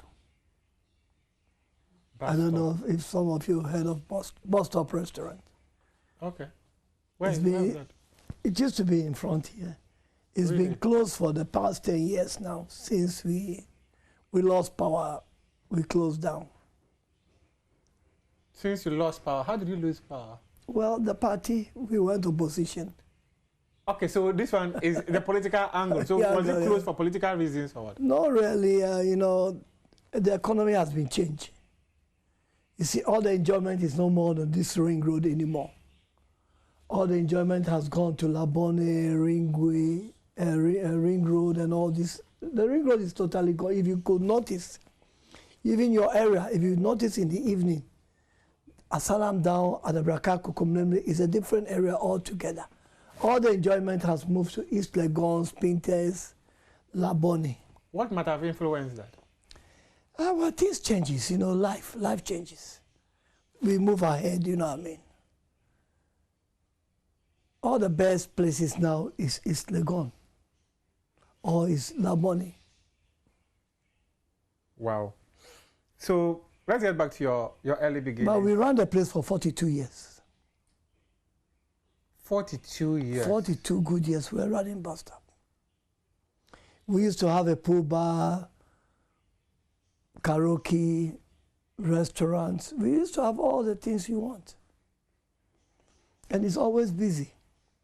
We had an outside terrace where we can even entertain about 100 people, 200 people a day. And it was always busy in the night. Especially on Sunday, we have karaoke, we have the pool tables, you know, we had a lot of things to be talking about, you know what I mean? And it was a top place in Accra. I think nobody in Ghana who hasn't been to Bus Stop. Wow, that's an interesting one. We know you for, or let me say many of us who are actually within the sporting space know you for the things you did with Accra House of Folk. What don't we know about Harry Zakor?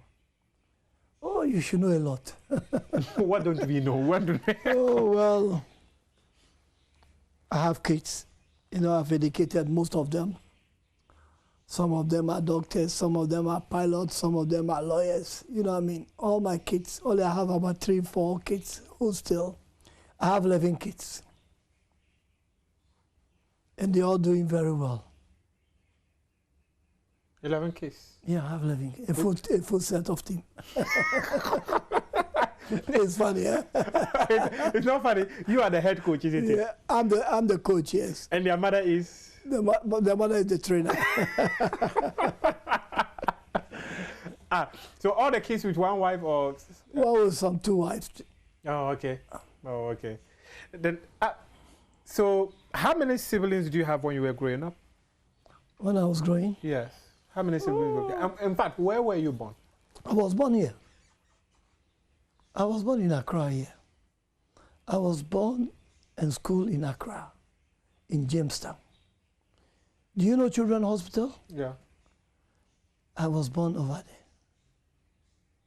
There where used to be the action. There where it used to be Accra, Zongo Lane. If you know Zongo Lane.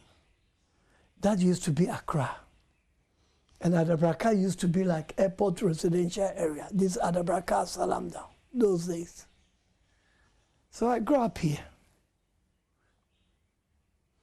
You were born in Accra, Jamestown, but we've heard stories about you being a Lebanese Ghanaian. As in your well, my father is a Lebanese, my mother is a Ghanaian. My mother comes from Mangwasi. Do you know Mangwasi? No. It's near Kufrodwa.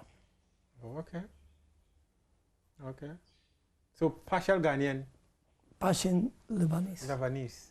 But you're a Ghanaian actually because you're here. I'm Everything about 100 you is Ghanaian. Everything about you is Ghanaian. Yeah. But talk to me, at what point did you get into business? Well, you know, I learned from my parents. Okay. They were businessmen. My father used to have a shop in Pega Road, if you know Accra Opera Cinema. If you know the Opera Cinema, in the main Pega Road in Accra Post Office. There where my father started. Okay. And I traveled when I went out to London, worked there, and decided to come back, and I work in a restaurant as a part-time, you know what I mean, after school. I went to do fashion. I see. You know what I mean, but those days it wasn't easy to transfer money from this country. So I decided to come back with the ideas to open a place called Bus Stop, a restaurant. Oh, okay. I opened a place with a small entrance, which can take, I think, about 80, 70 people. Then we expand to about 200-300 space, you know what I mean? Oh, wow. So that is how you got into business? Yeah. Oh, okay. It means you learned from your parents? Yes, I learned. Well, you know, if a Lebanese man is a businessman. That's actually very true. Yes. Because I remember every woman is a businessman too. That's actually very true. I remember when I had Talal Fatal on this show, he actually also spoke about how the parents and my parents, they grew up together. Oh, okay. Yeah. Oh, okay. You know, they are the old Lebanese people who came to Accra. I see. Then how did you get into football? Well, what brought you know, my hobby was football, you know what I mean? I love football. Did you play some yourself? We all in school, yeah, we all played football in school, you know what I mean? Were you good? Well, I wouldn't say I was good, I was okay. But you're an average player. I wasn't a top player, you know. I wouldn't say I was Pele. Okay, but you were an average player. I was an average player. Okay. And it used to be a nice time, you know, not like what we do today. You go to a park, we play like, we play on the street, you know what I mean, gutter to gutter, you know what I mean, those days we pack stones and we play on the street. Where we lived in Jamestown, you know what I mean. Those days, you know, the whole football system was played in Bukom and all around Jamestown. That was the days where they played football those days. Okay. Then I think I started going to the stadium when I heard about Republicans. Real Republicans? Yeah, when Onija came to form that team.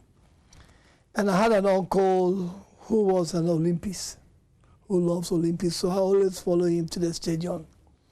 This is how I started getting involved in football. So if I want to go to the stadium and I don't see Olida, they won't take me to the stadium. They will leave me at home. Okay. So I joined and I started from Olympics. And I was doing very well in Olympics. I had the best team in Olympics. I don't know if you Google it, you'll see that. I had them all the best, Dankade, Benkade, George, Lamte, and all those, Nyanu. There was a good players in Olympics those days, you know what I mean? Then suddenly, you know, problems started in Olympics, you know what I mean? And I wasn't happy, and I have to travel to go and watch the World Cup in Italy. And by then, you know, on that Italy 90. Yes, it was Ado's time. Oh, okay, okay, that should be somewhere Italy 90. Yeah, Ado. Okay. And when I came back, there was a small confusion in the Olympics about Ado transfer. You know, we had some money, we sold the player out. And people started fighting me. I wanted to build the club like what I did in house recently. I wanted to buy them house, I bought them a bus from my own pocket. when I was in Olympics, I drive the bus to the stadium. What was your role at Olympics then? I became as just a supporter, and I became as a part of the team, you know what I mean? Then I started clamping up. I became a vice chairman in Olympics, and I became the chairman of Olympics. Then I became the board chairman of Olympics before I left to Accra House of Folk. It was the late Alhaji Has who came and took me to our House of Folk. If you heard of Alhaji Has, may he rest in peace. I know him very well. Yes, and Bright Akweti, the lawyer. Yes. You know, those were the days where football used to be football, you know what I mean? And I started raising up. I went to House of Folk. I was given a job as a director of operation. By then, Accra House of Folk was in Africa. Oh, okay. Okay. I think we played and I think we couldn't qualify. We lost 1 or 2 matches, but we did well those days. Then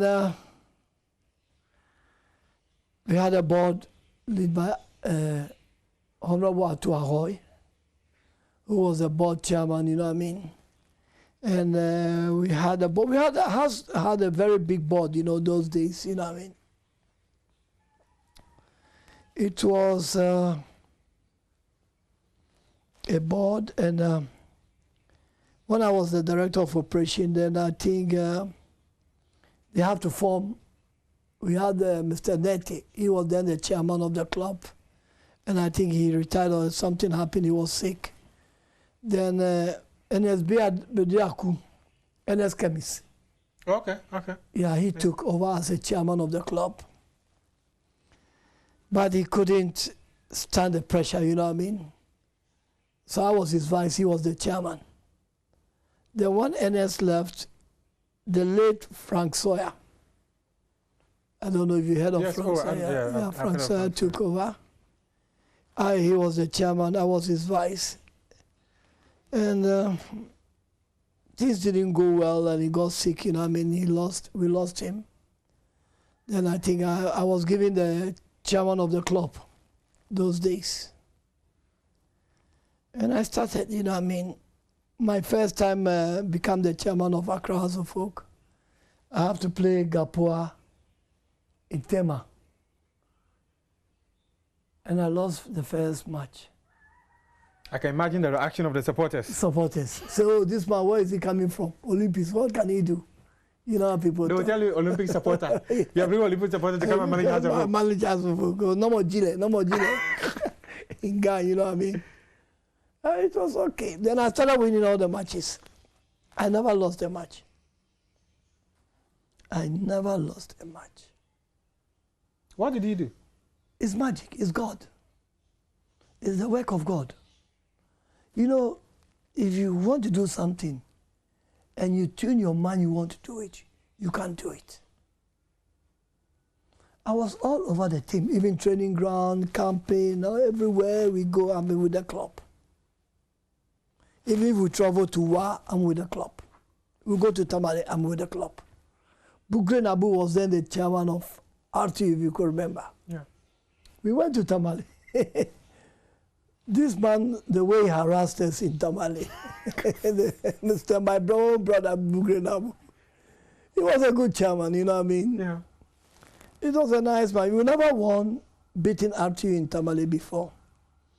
And I had a good friends like the late Abu Jones. Yeah, Jones about last time. You know what I mean? And few friends, you know what I mean? We lost them, you know what I mean? Jaula. They were the group who comes to bus stop those days. We all sit down, we eat, we drink, you know what I mean? So you could know that I was so much involved in football all the time.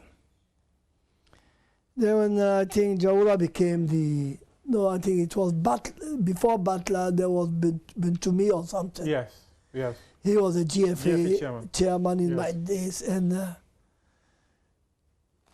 those days it was football, you know, I mean, not like what we see today. You can compare those days Ghana football to European football. The players, the materials we have. I'll take you a step back. You spoke about you traveled. When you were coming back, you realized that there were some issues at Great Olympics about Joe Ado. What happened? Well, they were fighting for the money. They want to share the money, and I was against the sharing of the money. I wanted that money to do something for the club. By then, you know, $150,000 used to be a big money. You can even buy a house or a club for the house, for the team. And people were fighting me, so I said, okay. So I said, so that I'm leaving. So I left them with the money. But then there was a late set, Ankara, he was a bank manager, he was the treasurer. They tried to confuse me to stay. I said, no, I'm going. If you don't like my idea, I'm leaving the club. And I left. So you sold Joe Ado, right? Yeah. Was it to Hasselhoff? No, we sold him outside, if you remember. Oh, okay. For 150,000. Not Joe Ado of Hasselhoff. You know, Olympics had some little Joe Ado. Oh, okay. I thought you were referring to the Joe Ado. No. That, okay. Other one is and you also bought a club a bus. I bought them bus from my own pocket those Why days. did you use your personal money to buy? Well, always going to the park, by getting the transport is late, this thing is that, this is that. So I bought them a bus.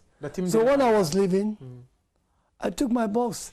And by then, you know, I invited Derek Blackmore, if you heard of Derek. Yes, I've heard of Derek Blackmore. Derek Blackmore came in and he started blowing his horn that he can run the club, he will buy this, he will do this. Well, I left and I went.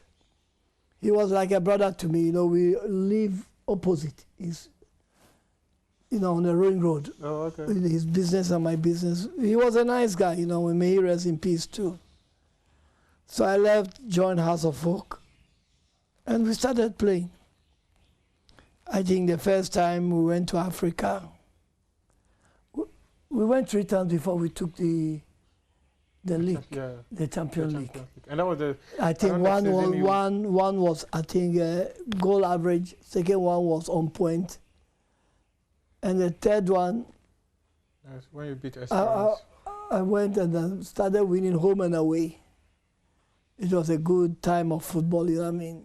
We were like a team, you know what I mean? The directors, the board, everything, the playing body, we were playing very well. So let me understand something. Those days, it was difficult to get to the stadium, right? You didn't have a means of getting to the stadium? You need to go and rent a car or something? No, really. You have your own car. But you were talking about how those days, it was difficult for Olympics. Didn't have one. Didn't have a car. Didn't have a transport, you know what I mean? You know, House of Folk had a transport. But Olympics never had a transport, you know what I mean? So when I came to House, they had their own bus. You know, when I came to House, they have their own bus. So what happened to the bus you took away from Great Olympics? Well, I have to sell it if I'm no more there. Then they should have just paid you and taken it, or? My late friend, the late Derek Blackmore, says he will buy them a big bus. And I left them. Did he buy them one? Well, he couldn't. Oh, quite unfortunate that he couldn't. But his business started going up and down, you know what I mean? Oh, okay. But you also spoke about how you were with Accra House of Folk, wherever they were. Did that not in any way affect your business? Well, they had about 60 to 80 workers here. And we had a full house of workers here, from managers to PRO, everything. We had everything. We had a full set of workers here. And the place is run 24 hours. So let's say when we go and play football match and we come back, that is our bus stop, that's our last stop here. We all come with the players and we come and sit here, we eat, we drink, and everybody, we dispatch them, they all go home. I want to understand something, right? As the Chief Executive Officer of Accra House of Folk, what were those core things you were looking out to do for this club that you believed they actually helped you in leading this club to win the CAF Champions League? And what was that special thing you did behind the scenes? You know, Kotoko used to make noise that House of Oak cannot take anything. If you could remember. You know, Kotoko were the champion club of Ghana. They were winning all the prizes, and they are the first team who went to Africa from Ghana, isn't it? Yes. So we started working, and everything went through. You know, I mean, we did best. We had a team. We had good coaches like Osam Dodu, you know. We had little coaches, Afrani and all those people. They all trained Accra House of Folk. Okay. I think if you could remember Afrani. Yes, I remember Afrani very well. Yes. When later on we brought in Jos Atukwefiu, who took over for a long time. You know, in my time of office, it was Jos who was my permanent coach, you know what I mean? And we all came from Olympics, and people were making noise. Oh, look at them. You've got to bring Olympics man. We want to bring Olympics man too. And it worked. Jos was, may he rest in peace, he was a good coach. Understanding everything, he has every idea what, you know, you'll be surprised. I think you, the youth, you didn't know by then. You know, when we had to play Nigeria, it was Accra House of Folk who played Nigeria, if you could remember. Yes, I recall that very well. If Charles Taylor has taken his time that day. Was it 2001? If I remember. Yeah, we could have beaten them one. We played draw. Yes. And we started winning. You know what I mean? We go home, we go away, we play, even in Africa, we win, away, home. We do everything. The team was solid, you know what I mean? But there were also suggestions that those days, House of Folk was unable to sign or transfer players, and it was one of the reasons why you had the crop of players together for a long time. That actually aided the club. Well, I think it's only Ado, Joe Ado, we transferred, and it was on the way Oseko was supposed to go, and the deal didn't go through to England those days. But by then we were playing Africa. Yeah. You know what I mean? And I can remember we played, and I think Osako was a part of the African team, you know what I mean? I can remember anytime we meet Kotoko, home and away, we silence them. It's like we're a very big team in Ghana, you know what I mean? Yeah, I recall. I recall you know, that very well. like though I was pretty young. Yes, it was. Herbert Mensah came in by then and make football very interesting. You know, Herbert was the chairman of Kotoko, and I was there. And we used to go in front of your radio station and put 2 posts, and me and Herbert will be playing football in front of your station. Oh, really? Those days, yeah. Then we come back to bus stop, we sit down, we laugh, we eat. Then one day Herbert says, look, Harry, I'm going to beat you at the Crossport Stadium. I said, you are joking. So you can't beat House of Folk. If you can remember that day, we beat Kotoko 4-0 at the sports stadium here. It was a joke. Kobna Yeboah and Herbert has to go to Kumasi. This is like a joke, you know what I mean? So they went to Kumasi to meet Asantini and said, oh, we have come back. And Asantini asked them, well, what is the problem? He said, They asked Herbert. Herbert couldn't talk. They asked Kobna Yeboah. He couldn't talk. Then Kobna Yeboah said, hey, House has beaten us 4 good nils in Accra. Asantini said, what? Wait. He went to the bedroom, put his cloth down, and said, 4!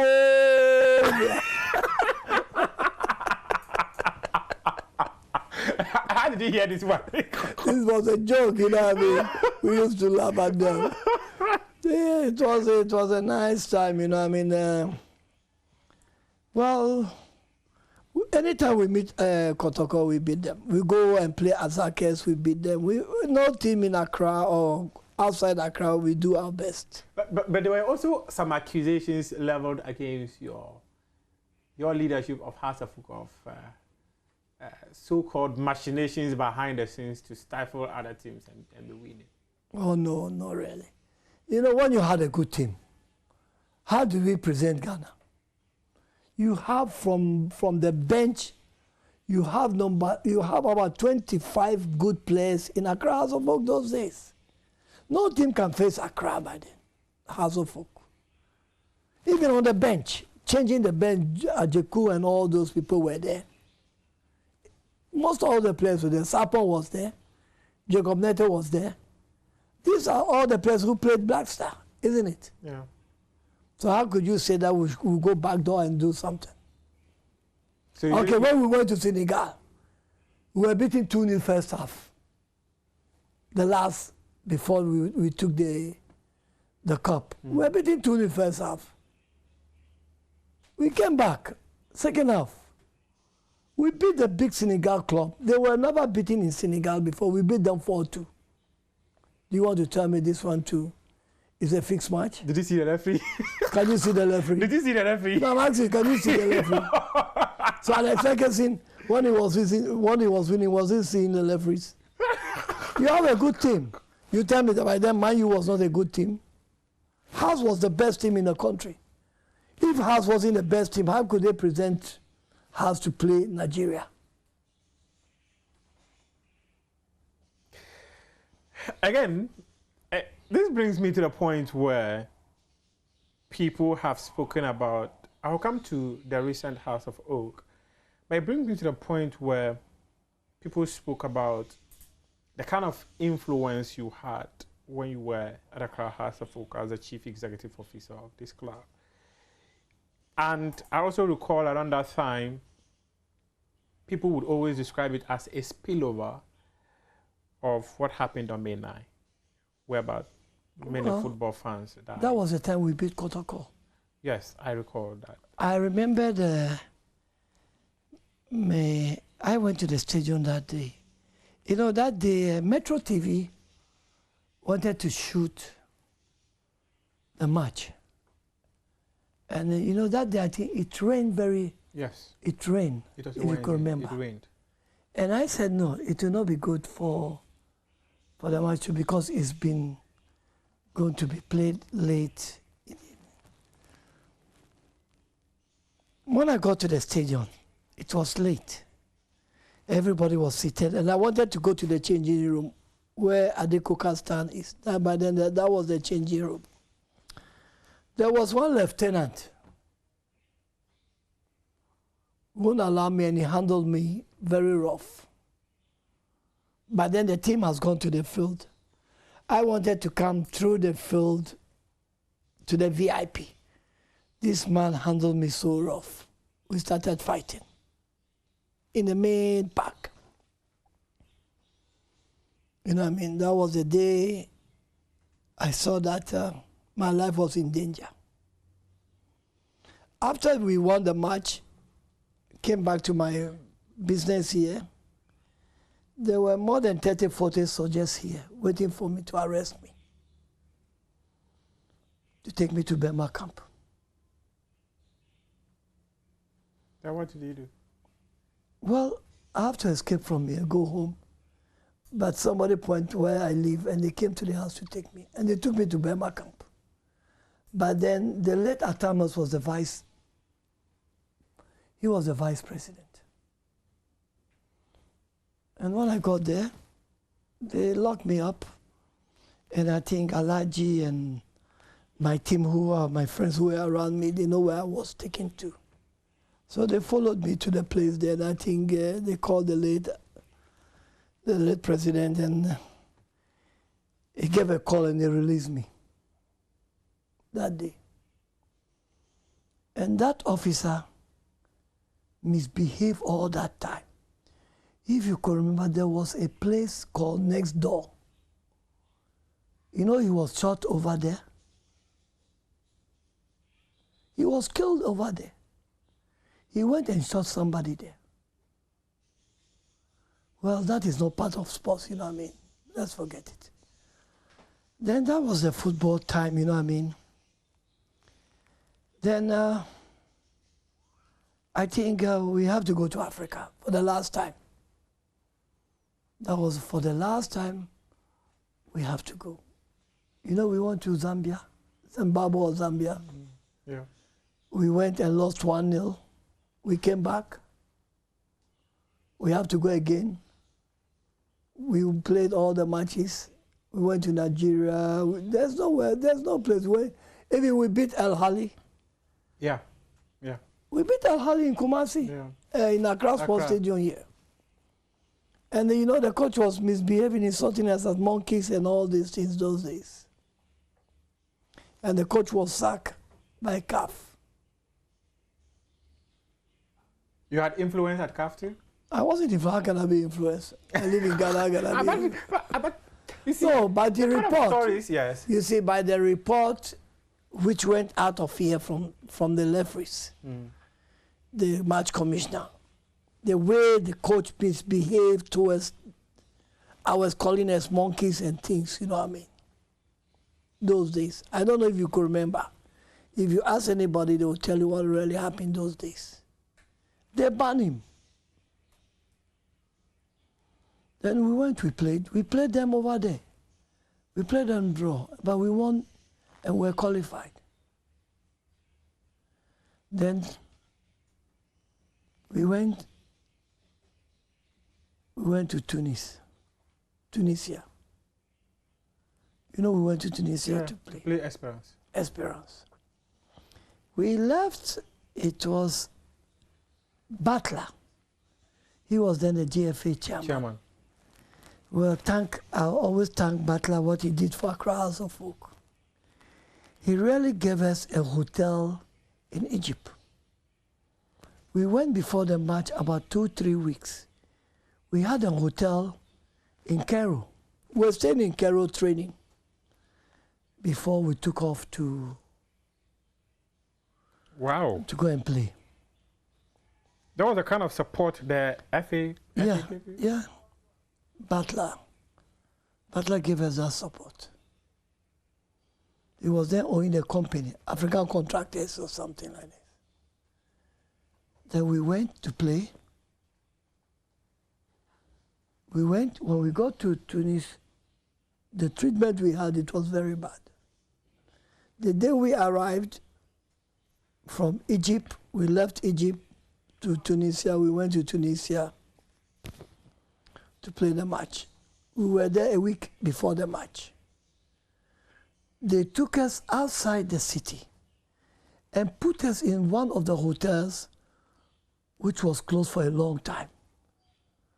And we saw that the condition of the hotel wasn't good. And I refused it. Me, Nia Bonte, and Alaji Azu said, we're not going to stay in that hotel. We have our money with us, so we can move to another hotel. Before they came, they moved us to town, they gave us a good hotel. So we're going to training, you know, with the bus. Everything was getting okay. Till the day of the match, we have to play. You know, the club have never been beaten in Tunisia before. That was the day. They've never been beaten in their home ground before. And they have never lost an African Cup in their hometown. We won the match. First half, they give us 1-0. So I was in the VIP with Alaji House and Ashford Tete. He was there, my administration manager.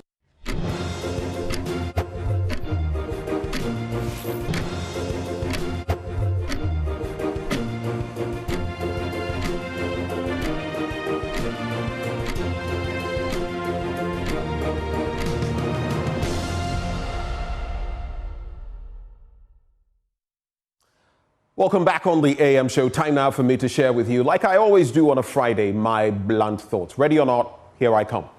And I've titled it today, Leadership Without Shame or Direction and Youth Without Hope or Respite, a Snapshot of Ghana. Ghana, for today, I'm going to share 2 short stories with you. And those stories will situate the conversation. 1, Thomas Edison, you know him, the scientist. He lost $2 million worth of equipment and the records of much of his life's work when the Edison industries were gutted by fire in the year 1914. Edison's son, Charles, rushing about to find his father, at last spotted him standing near the fire, his white hair blown with the winter wind. His heart ached for his aged father. Edison saw his son, Charles. "Where's your mother?" he shouted. "Find her. Bring her here. She will never see anything like this again as long as she lives." The next morning, walking among the ashes of so many of his hopes and dreams, the then 67-year-old Edison said, "There is great value in disaster. All our mistakes are burnt up. Thank God we can start anew. We can start afresh." The second story I'll share with you is about a young girl, Princess Juliana. She was watching a parade from her palace balcony in The Hague. Then she asked her mother, "Do all these people belong to me?" "No, indeed, child," replied Queen Wilhelmina. "We, rather, belong to all those people." These 2 stories, Ghana, for paint a picture of what leadership is and ought to be. You see, like the little princess, our misleaders unfortunately feel we are here for their pleasure, to do their bidding, while the opposite actually ought to be true. But like in the first story about Thomas Edison, though these misleaders have committed horrible mistakes, engaged in unpardonably selfish acts, destroyed so much and brought us to our knees, we must focus on regrouping, rising from the ashes like the mythical phoenix, and starting anew, starting afresh. Such a start is just around the corner as we approach election 2024. Our national destiny is on the line. The future of a people, of us all and our progeny, our children and their children, is on the line. Let us all be prudent, for if bad things befall Ghana, God forbid, we all shall suffer. Let's not get there. And that is where, on that note of selfishness and misleadership, I come to my slides for this morning. Starting from that ludicrous, ridiculous LI that recently was put forward. And it is testament to how leadership is failing. Government officials could use sirens on vehicles for official purposes and exceed speed limits for official purposes as well. In other words, chaos. But yet it was supported by both parties in Parliament. And later one party attempted appearing clean, but we all know the tale of the tape. I'll not belabor the point. Now, the government officials referenced, though we know, if you look at Article 71, this likely would have been expanded, included the President, the Vice President, Speaker of Parliament, Chief Justice, Ministers, Supreme Court Justices, and Members of Parliament. Imagine all of these people going to work every day and what we would have seen. Now, some reactions. Dr. Dominic Ayine, Chairman of Parliament's Subsidiary Legislation Committee, said, "As chairman, I asked the ministry to take account of all the proposals that were made, including those that I, as chairman, also noted and asked that they should make. That also included whether they would amend Regulation 74 to add MPs to the list." You see? Next slide. Then you have the minority leader, Dr. Kasialato Forson. "We have instructed all our members on the committee to strongly oppose it at the committee level. We have also directed all 137 NDC members of Parliament to vote en bloc against the legislative instrument when it is brought to the floor." The question is, when did they arrive at this epiphany? After the hue and cry from the public, that was when they realized this? I'm questioning. Next slide. Then you have Hassan Tampuli, Deputy Minister of Transport. It's insightful what he says. "These provisions were not from the government. It came from Parliament, and nobody among the Subsidiary Legislation Committee can say it isn't from there, and we are happy to be withdrawing this LI." So, I'm asking, who is telling the truth and who is lying? And why is leadership all about, serve me, serve me, serve me? Princess Juliana, do these people belong to me? No. As a leader, you belong to the people. But that's the faulty mindset we have with our misleaders in this country. They are not there to serve, most of them. They are there to take. Now, this brings me to my next issue, the latest Afrobarometer survey and what it reveals. Let's start with corruption. 77% of the respondents said that for them, as far as they knew, corruption had increased. 77%. I don't know what other testament to corruption and its rise or fall there is than that. This is an A grade in corruption. A. Next slide. Now, if you look at the preference for democracy, and this is where I start getting worried. If you look at the 10-year differential, 2011 to 2013, 82% said they wanted democracy. That was their preference. In 2021, 2023, you see a 6 percentage point decline to 76%. There's more. Next slide. Then you look at the rejection of military rule. Over here, I am very worried. Because you look at the 10-year window, 2011 to 2013, you had 86% of us saying no to military rule. Now it has dropped to 68%. That's an 18 percentage point drop. And you know why I'm even more worried? In a place like Mali, which has gone the way of a coup, whether it is because maybe the military is doing certain things they like or whatever, I'm never for military rule. Don't get it twisted. But the level of tolerance of military rule has actually increased. And the pitching against them has decreased by 40% in Mali. In Burkina Faso, similar figure. In Niger, similar figure. What is going on? Are our leaders awake to the dangers inherent in those? Next slide. Now, satisfaction with democracy, which continues with why people are going this way. Again, 74% just about a decade ago, now 51%, a 23 percentage point drop. If this isn't time for us to wake up and smell the coffee, which is percolating, then I don't know. I know some of the leaders are watching me this morning and saying, you see, that's the problem, until disaster strikes. I don't think William Ruto saw it coming in Kenya. Just as around 2008, they didn't see that would happen. Let's not wait. Now, if then you look at people asking, should the military intervene in politics? Let's start with those who are neutral. 5%, we don't care, sitting on the fence. 55% never intervene. I am in here. But interestingly, 40% saying they can intervene if leaders abuse power. And if you look at Africa as a continent, there are very few bright spots. What happens to the rest of us? Next slide. And then the question, is Ghana headed in the right direction? Those neutral 2%, those who said yes, a paltry 11%. 87% of the people saying no. Again, you would have party foot soldiers and communicators come and say, oh, things are right, you just can't see it. Okay, these are ordinary Ghanaians reacting. I don't know what they are seeing. Maybe we are all blind, and those in power are the only ones who can see. You know what the Bible says about the blind leading the blind? They both fall in a ditch. But then, democracy in Ghana, and I'll be segueing into something else. Ghana's, and this is from that latest Afrobarometer report, Ghana's much heralded reputation for clean elections has been tarnished by increased violence with 8 fatalities during the 2020 presidential polls. Next slide. And then it has more to say.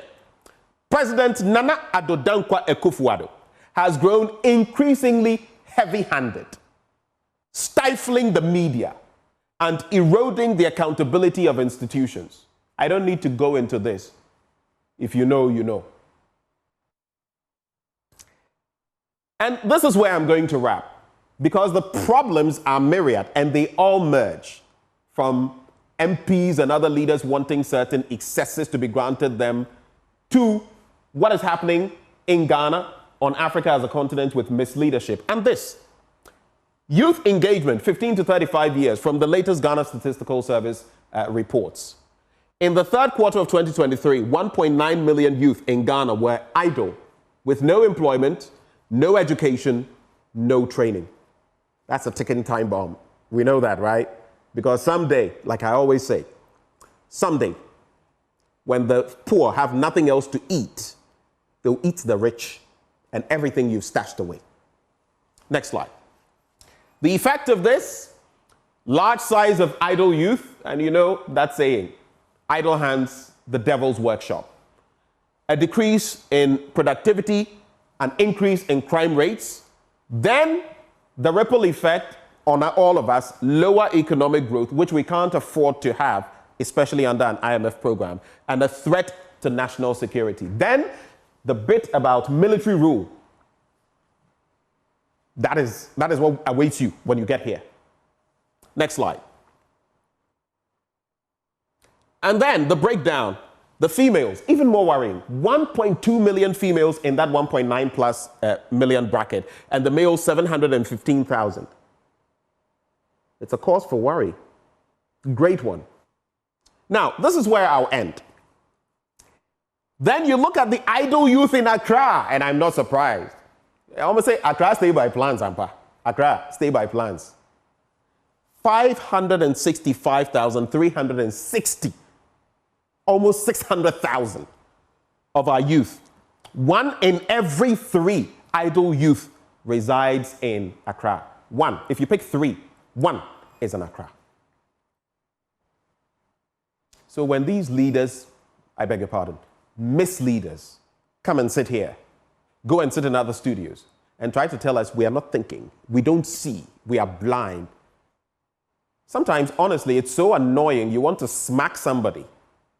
Honestly. But you hold your peace. I want to leave you with these thoughts of Robin Sharma, who says, leadership is not a popularity contest. That is what our leaders have made it. Who is more popular? Mama, Baumia. It's not a popularity contest. It's about leaving your ego at the door. The name of the game is to lead without a title. Not president, vice president, speaker, chief justice. All of that, I'm sorry, is tosh. It means nothing. What legacy are you leaving? Those are the words of Robin Sharma, a lawyer and author. And that's how I wrap this morning's Blunt Thoughts. I always do this hoping that people will reflect, think deeper, think better, and not just be blindly partisan, NDC, MPP. But think, because your future and mine is on the line. My name is Benjamin Akakpo. These are my blunt thoughts shared with you, raw, hot, unedited, undiluted. As always, I pray, God bless Ghana and make her great and strong.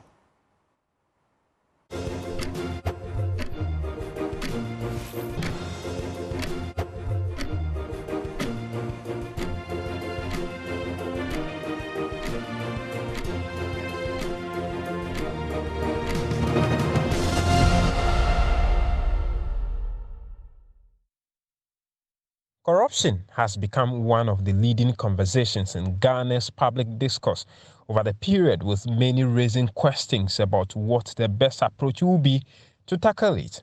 Speaking at the 2024 edition of the Domelevo Accountability Lecture in Accra, former General Secretary of the Convention People's Party, CPP, Nanaya Jantua First, chastised the institutionalization of corruption in the public services and Ghana's body politics. These days, a person's wealth is not questioned, or nobody finds out where does this one come from, where did this one get their money from to afford such opulence. There are no questions.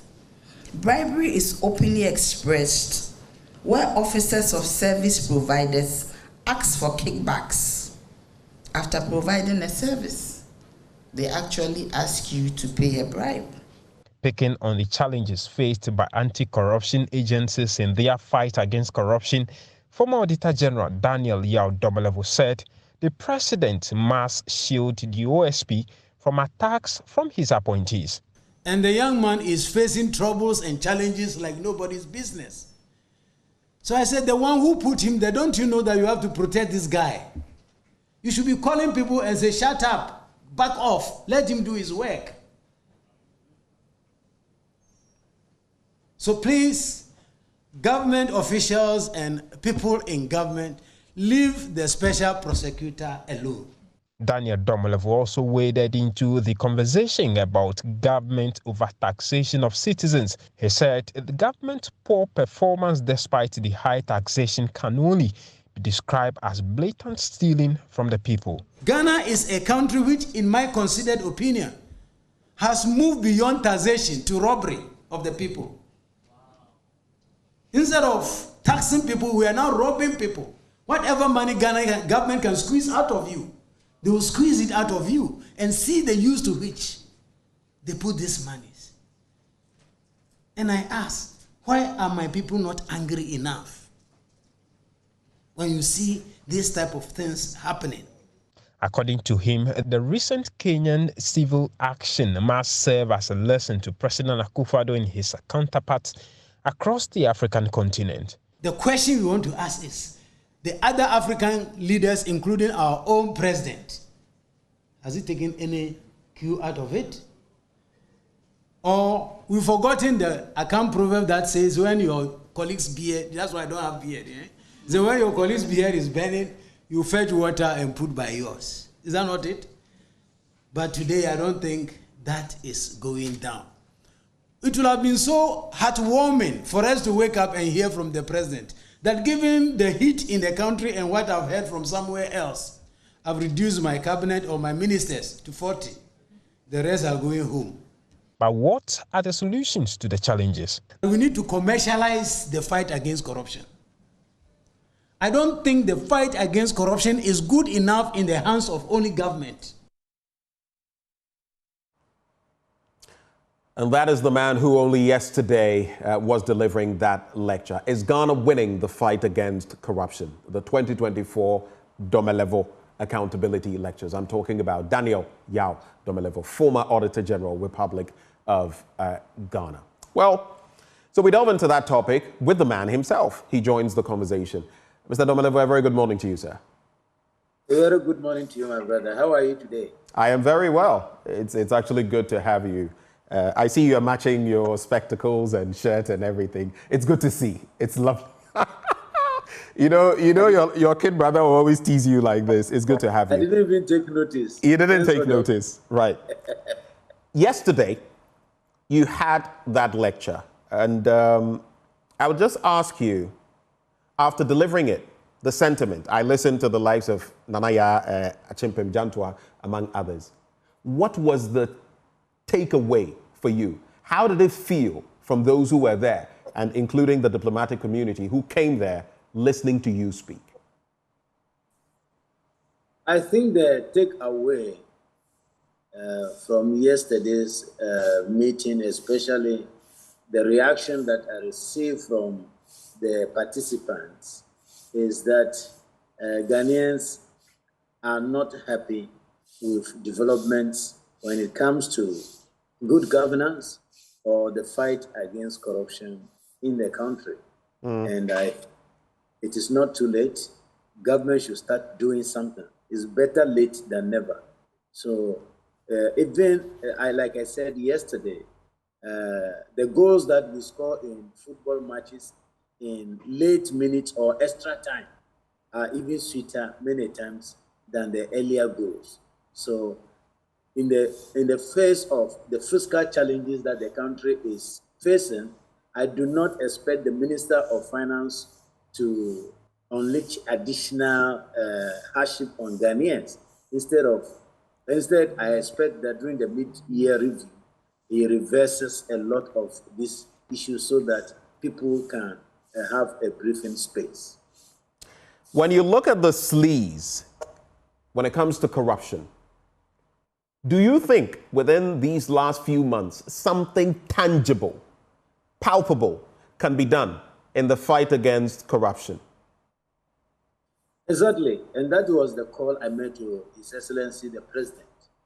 That if not for anything last minute, he can show us that, no, guys, at least I'm going home with a cleaner plate than you thought I would do. So I've corrected this, I've corrected that, and I think it will be good. It will be nice for the country and he himself, his image. If I asked you on the back of some of the data. We've seen the corruption perception indices over time. If you look at the latest Afrobarometer report talking about whether Ghana is headed in the right direction, 87% of Ghanaians say no. But then specifically when it comes to corruption, you would realize that it's a stark picture. Many Ghanaians feel the country is not going in the right direction when it comes to the fight against corruption. In fact, 77% of the respondents said that corruption had increased. 77%. I want you to hit the nail on the head. How corrupt, really, has this administration been? Or is it that we are merely repeating the rhetoric from the past? Oh, from Rawlings, we've been saying this. Is it a mere repetition, or is it that we are actually that bad currently? Well, if it is just a repetition, I would have been very happy.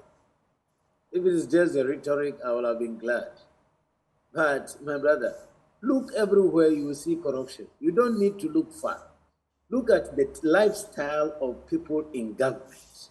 I don't know how long you have been doing this work as a journalist.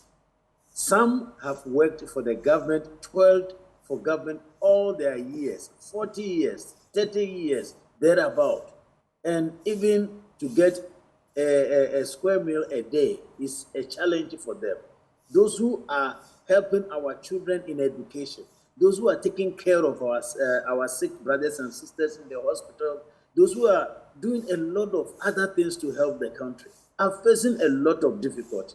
All that you wake up and hear is that according to the Auditor General's report, close to 12 million Ghana cedis or so has been paid for Polygo Dam, which work has not even started, though they say it's a final payment.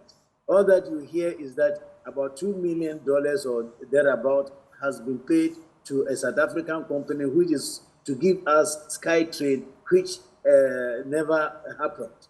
All that you hear is that Ghana has dug the most expensive hole in the human history. The Polygo Dam. Yes. So the evidence is there. This is not perception. It's not rhetoric. It is the fact. The fact is that people are fed up, and I think everybody knows, including the government and the appointees. They know that the level to which they have taken the corruption is alarming. In fact, successive governments seems to be running a marathon or a race in corruption. And what is clear is that almost each government takes it to a higher level, but the level to which it is now is terrible. It's not sustainable, and I think something must be done about it quickly. So it doesn't matter the number of days left or months left.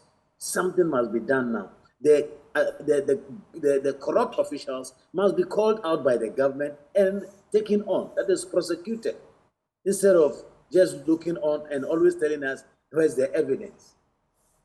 Two quick things. Are we not being hypocrites if we call on this administration to do that when other administrations, like you've admitted, have gone down the same road? And are you, by extension, then saying that this administration has been the worst in terms of corruption in the Fourth Republic? I don't think there is any element of hypocrisy here at all. When we are talking about accountability, it starts with the administration that is in power. As it is said, charity begins at home. So there is no hypocrisy there at all. Government will have a very good record or support if they decide to hold themselves accountable and then hold other people accountable. Otherwise, it is seen as being selective in the approach of fighting corruption, or if it cannot be a witch hunting instead. So that one, there is no question about it. Charity begins at home, and you start with your own house to clean, then you clean other people's house. The president has said that he's not stood in the way of anyone who has been cited for anything. He allows the process to go through, and they've all been cleared. Even the OSP, whom you spoke about, the Cecilia Dapa issue, the lady who imports, who recently passed, I just forget her name. The one who La Bianca, among others. All of those cases have gone there and people have been cleared. Can you hold the government accountable for that? Yes, I'm sure he doesn't believe what he's saying himself. Benjamin, remember that Cecilia Dapa, even before the investigation started or got done, he already prophesied or predicted the outcome of the investigation. If you remember, he told her that you and I know that at the end your integrity will be intact or your reputation will be intact. What does that mean? It means he knows what was going to happen. And is it a surprise to you how the investigation has gone? So please, I think that's what I said yesterday, that when you hold a political office or you stand in a leadership position, do not assume that all wisdom or knowledge in the world is now with only you and all the people, the rest are dumb. No. We can see through and read in between the lines. So please, you should spare us that. But Mr. Domelevo, when you say that, then what you're saying is that the entire framework of the state has become subservient to one person, the president, and that everything works for him. That is very dangerous. You are saying that the OSP and everything else works as the executive, and of course the OSP itself is also works in tandem with what the executive wants or what the president wants. Is that what you're saying? What I'm saying is that the buck stops with the president. He is at the top of the leadership of this country and must create the appropriate environment so that the fight against corruption can go on. But if he doesn't, then he becomes complicit in it, especially in situations where we see that he takes action even when there is no legal mandate of his. He does it. I will use myself as an example, where he had no constitutional mandate to kick me out of office. Why did he do that? He saw I was coming after his appointees who were corrupt. So he did that. So, and if he sits aloof and allow people or his appointees to continuously frustrate the OSP and the other anti-graft institutions, how effective do you think they can be? So it is his job to call and say, look, my friend, leave the gentleman alone. Let us do his work. If you think you have anything against him, bring it out in the appropriate way instead of finding ways of frustrating his work. So that is the point I'm making. And I don't think that he will disagree with me at all. Juje Wonwe says, good morning, I'm following from Liberia. It's good to hear that you're following from there. Coming back to you, so the question, the second part has not been answered. If you say that progressively our administrations have got more corrupt, are you by extension saying that this administration is the most corrupt we've had in this Fourth Republic? Emphatically, yes. I forgot to answer that. Emphatically, yes. And you meet the average Ghanaian and they will tell you that, well, the situations were bad in the past, but what we are going through today, only God can save us. No, we don't need God. We need a leader to take us out of it. And look at some of the expenditures that are going on. You can't just understand. Personally, I think it was also illegal and unconstitutional how they went about using public funds to fund the construction of the cathedral, the National Cathedral. So, and this is the time that I believe in the history of Ghana. Government is taxing the people at the maximum. In fact, it has reached even the level of robbery, not taxation anymore. But then they used to which they put the money, only to hear that a government appointee has passed on and he has government assets or public state assets, which he is willing to the family, only to hear that a government appointee has passed on and there are millions of dollars stuck in their account. And what else do you expect? So the level of corruption, to be honest with you, I think, and I know many Ghanaians also know this, that has reached a very unsustainable level, and the earlier we do something about it, the better it is for all of us. That may explain why that latest Afrobarometer, the round of survey, reveals that 77% of Ghanaians feel that there's been more corruption under this administration or within this period. But let's also look at it this way. The institutions in place, it's not for a lack of institutions. Elsewhere, they would say the ombudsman. Here we have the OSP. We have the Attorney General. We have SHRAJ. We have the Ghana Police Service, the CID. We have a plethora of institutions that should curb corruption. So many of them. We have the Auditor General's Department. What then are we doing wrong? I mean, the AG's department, for example, how come we can't use that outfit even alone to stem the tide of corruption? Yeah, that is the point I was making, that if the president was serious about what he was telling us before coming to office, I shall protect the public purse, then doing that does not involve having all the institutions that you are talking about. I made this statement and this position very clear, that creating additional institutions does not necessarily contribute to the fight against corruption. It is the leadership that is shown by the president and the policies that he puts in place. Assuming the president had come out, just let me give you a scenario, that the president comes out today and say, look, gentlemen, there is too much rot according to the Auditor General in his reports. So all my ministers have given them 2 months to clear all the issues raised in the audit report and give me an update or status update. If you are not able to do a good job, you are gone. I will not work with you anymore. And he does it. Do you think that the impunity will continue? We don't even need to prosecute people before it will. Once it storms at the top, it will drizzle at the bottom. Once you see ministers being held accountable, that is why, for me in particular, I prioritized holding the top accountable as against the down. I was holding the down, but I thought anytime the situation arose and there's an official of government involved, I'll come after the person, because if it storms at the top, then we will see the drizzling at the bottom. But the situation where we go after a head teacher who cannot account for maybe 200 or 300, and we transport him from maybe Boko or Bolga or from Wenchi or whatever to Accra to Public Accounts Committee, at the end of the day, the money he spends coming in and going back is even more than the money for which we are accusing him. I don't think that is the way to fight corruption. How can we circumvent the process? You see, there is the issue of the constitutional arrangement and the powers it has given to the president, the executive.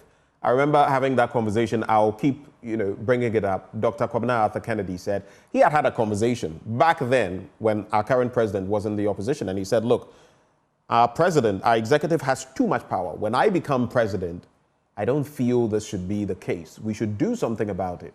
Well, it's been 7 years, approaching 8. Nothing has been done about it. If we keep on like this, there will be no change because they are the beneficiaries of the system. Is there a way the hoi polloi, the generality of the people, can circumvent this process, whether constitutionally or otherwise? What do you think? Yes, the people have the power actually comes from the people. You notice government was bent on selling some of these hotels that SNIT was having the majority shares in. But when organized labor said, no way, we will shut down the country, what did they do? And they backed off. So as for we don't need to go to war, but the people can just come out and say no to this. And I think it will happen. And of course, it's very disturbing that in opposition, they will promise doing the right thing. When they get to office, they do otherwise. I think reviewing the mandate or the powers of the president should be topical in our discussion of the issues for this election, to know from those who want power from us. Are you going to be appointing about 6,000? I've forgotten the figure they talked about. Is it 6,000 or 60,000 or more people? And if no, how are we going to change that to ensure that that sense of I employed you? That was the position of the presidency to me, that you are appointed by the president. Therefore, you must listen to the president. I said, no, my loyalty is to government, or to Ghana, not to the government or to any political party or to a person. So we need to demand that. And if that does not happen, we can mobilize as people. Organized labor can say, no, you deceived us. So until you do this, we are not going to go with you. People can move. Assuming we have just about 5,000 people move on the street of Accra. And some say we are going to block all the ways from the 37 to maybe ministries and surround them and say, until you do the right thing, we are not leaving you. I am sure the government will back down and start doing the right thing. So as for the power, it is in the hands of the people. It's only that we have not exercised it. Reminds me of what Abraham Lincoln said. Democracy, what it's supposed to mean, should be of the people, by the people, for the people. But on that bit about, the constitutional arrangement or otherwise, technically, this is what I meant. Constitutionally, meaning, are we going to review the Constitution like we had with the 2010 Constitutional Review Commission and what it said about the Constitution? So are we going to go down that road, or are we going to, like you said, express disapproval through demonstrations and the rest to achieve the same ends? That's what I meant. But let's come to this point. There's a disturbing picture that has been painted. And now I don't know how to receive any rhetoric about working on corruption. Nana Addo Dankwa Akufo-Addo said, if you want to enrich yourself and all of that, not in my party. I will protect the public purse. This is where we are. Recently, when we went to Mahama's press engagement at the Kempinski Hotel, he also started waxing lyrical. And those who want to do this and all that, not in my administration. And I was just listening and wondering, these leaders, can we take them seriously when they say these things? Because when they want power, it's one thing. When they get power, it's another thing. You are talking about leadership. What is your reading of that? How can we read between the lines? Well, it's very difficult to know what they will do. We can only take their words, except when they come to power.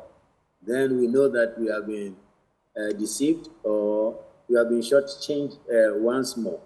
But that is what I'm saying, that for instance, if we think constitutional amendment is very important, then it is time we hold all those who are looking for political office to their words. That is, we ask them, President Mahama, are you saying you will change the constitution? Give us the time frame. When should this happen? And if it doesn't happen, what should we do to you? If Vice President Mahmoud Bamia is also interested and say, okay, the same, answer those questions. And assuming they say to us that I will do this within the first year of my tenure of office, and the year comes to an end, and we have not seen anything, the people may have to start protesting. The people may have to come out and say, no, you can't continue deceiving. Like the song that they were singing some time ago, we don't go sit down with them cheaters every day. No, we must have to say the cheating and the deceit is enough. So do as you promised. Which brings me to a question that I'll pose before I talk about another regime that we can use. Are we too docile as a people? And I have seen some of your reflections in recent times on what has transpired in Kenya, even up to today, where Gen Zs, among others, are up in arms and refusing to accept the status quo. Let me clarify. When we talk about Kenya, no one wants to see what happened there here. You don't want to see your parliament on fire. You don't want young people on the streets burning tires, wielding cutlasses or machetes. You don't want them getting shot by the military and by the police. But at the same time, what do you do to avert what we've seen there? So, are we too docile? Is that why our misleaders, as I call them, are getting to take us for granted compared to other countries? Exactly. We are very docile. That's what, and thank you for making the point. I said the same thing yesterday, that no matter how angry we are as a country, burning down our parliament house is not a solution. Burning the seat of government is not a solution. Vandalizing government property is not a solution. In other words, violent demonstration is not the way to go. But even if organized labor alone can tell government back off, and they did that, then we as a people, we have the power to do all sorts of these things. But we must be minded the way we do it. We don't do it such that we shoot ourselves in the foot, because the Kenyans' anger translated into burning of state properties and destroying things. How are these things going to be restored or rebuilt? It is going to be their money. So they have to suffer the consequence of that, their anger. So we should not be angry to the point where we start destroying. But we must be angry enough to mobilize ourselves to use civil procedures respected or acceptable to the law, to force the leadership of our country to start doing the right thing. And that is exactly the point I've been making. How do you compel them? Through civil procedures, constitutional means. I feel one of the ways which would have been the best operational mechanism has been abused and discarded: the asset declaration regime. Asset declaration regime. It shouldn't just be that unless a matter comes up, like with the former PPA boss, Ajanim Boateng Ajay, then you want to go and take a look.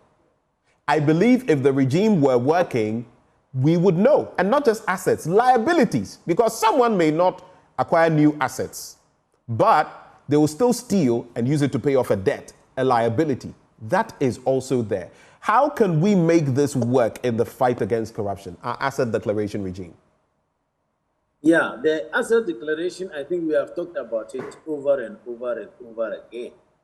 That is a joke, as in its current state and form.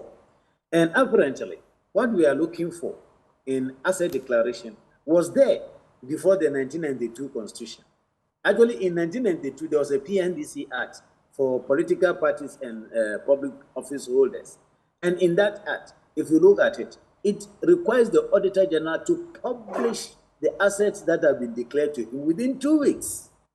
So public declaration was the status. I don't know why they reduced the bar so to a level where now you complete a form and give to the Auditor General, who may verify or may not verify it. But the verification I'm talking about here is limited more or less to the document that you are filing with the Auditor General. But we must go a step further to say, if you say you have a 5-bedroom house, we can send an officer to follow you to go and have a look at it. We can even capture the picture, take a picture of it or a video of it, load it into a database, so that next time when we go and you show us that same 5-bedroom house, I hope you know that we can have a 5-bedroom house which is about 200,000 Ghana cedis, and a 5-bedroom house which may be about 200 million Ghana cedis. So we must have to track all these things so that we can hold people accountable. And also, we need lifestyle audit.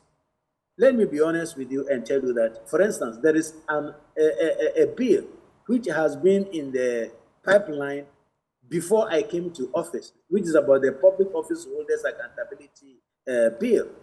I remember Honorable Gloria Akufu sending it to my office for my comments, which I did with speed because I thought it was a good opportunity.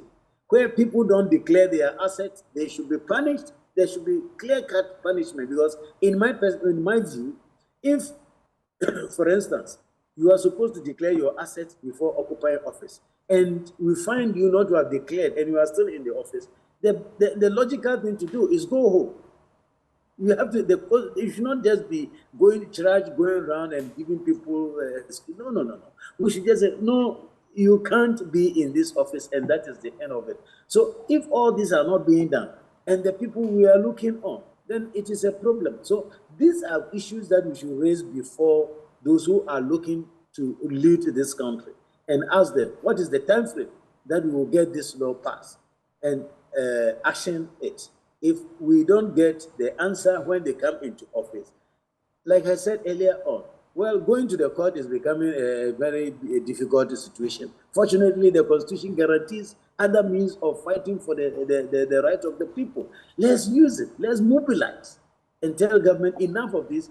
honor the promise that you gave us. If we don't do that, they will every time deceive, come to office, ignore us, and even look at us and talk as if we are idiots. I was talking about the level of gaslighting which is happening these days. If you hear a government official speak, it's as if you, the one listening to him, you are an idiot. You are not appreciating the harm or the suffering that he is taking you out of when you are actually getting, your situation is actually getting worse. So we need to stand up as people, hold people accountable, not by any violence means, no, but we must use all the methods that are open to us given by the law. Thank you. How can we strengthen these institutions? Because you look at them from Iyoko to whichever one, and then you look at the perceived partisanship and the appointment structures. Some have said we should get to the point where these institutions are sanitized, maybe quoting Trump, though he's not my most favorite person, draining the swamp of all the political elements in there. I don't know how that will be done, but ensuring that by and large, we have people who are not apolitical, but neutral enough to be able to do the work without partisan tinctures in their lenses, and who will hold whoever falls foul of the law accountable. Is that possible, or does that also require a review of our Constitution? Yeah, a lot of them require the review of the Constitution because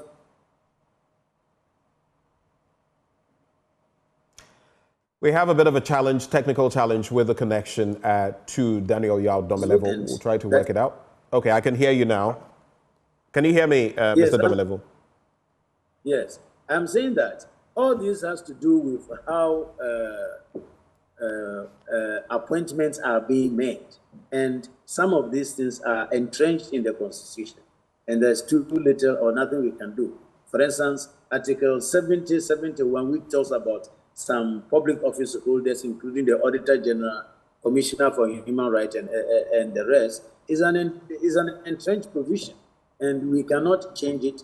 And the president cannot do otherwise unless we change it. So the constitutional review is very necessary for us to take of distance.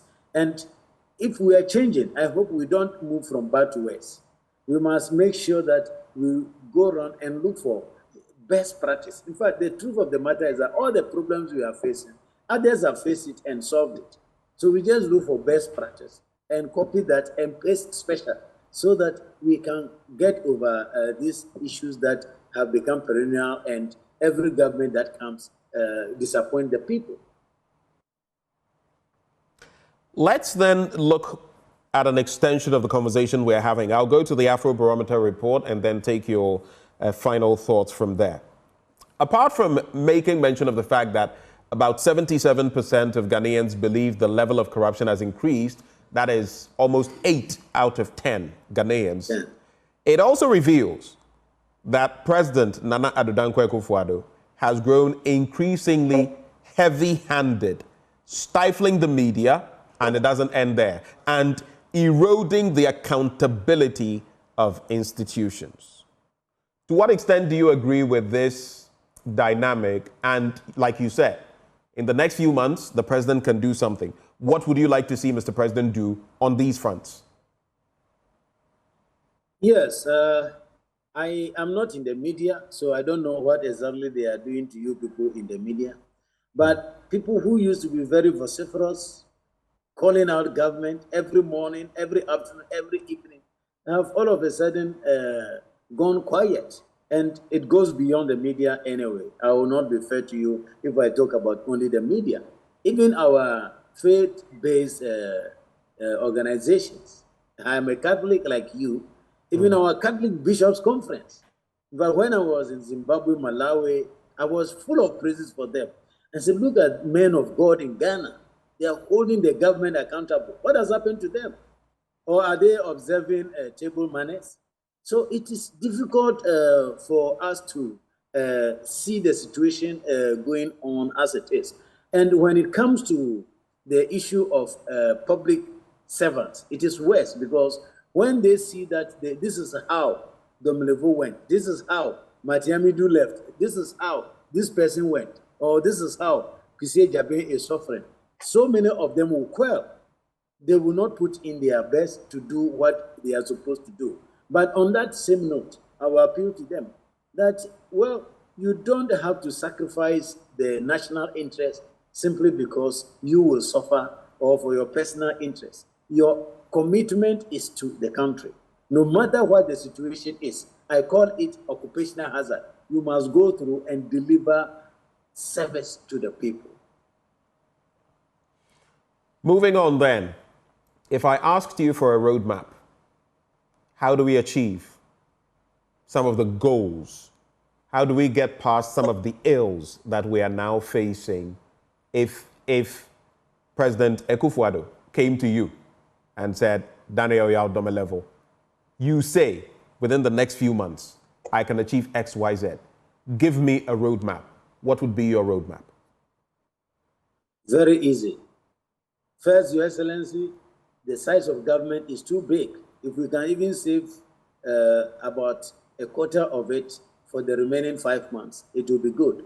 Reduce the number of appointees, reduce the number of ministers, reduce people at the regional and the district. You know, this list goes down, down, down, down. It's not only at the top. Reduce all this. So much money, we are told, has been stolen over the years.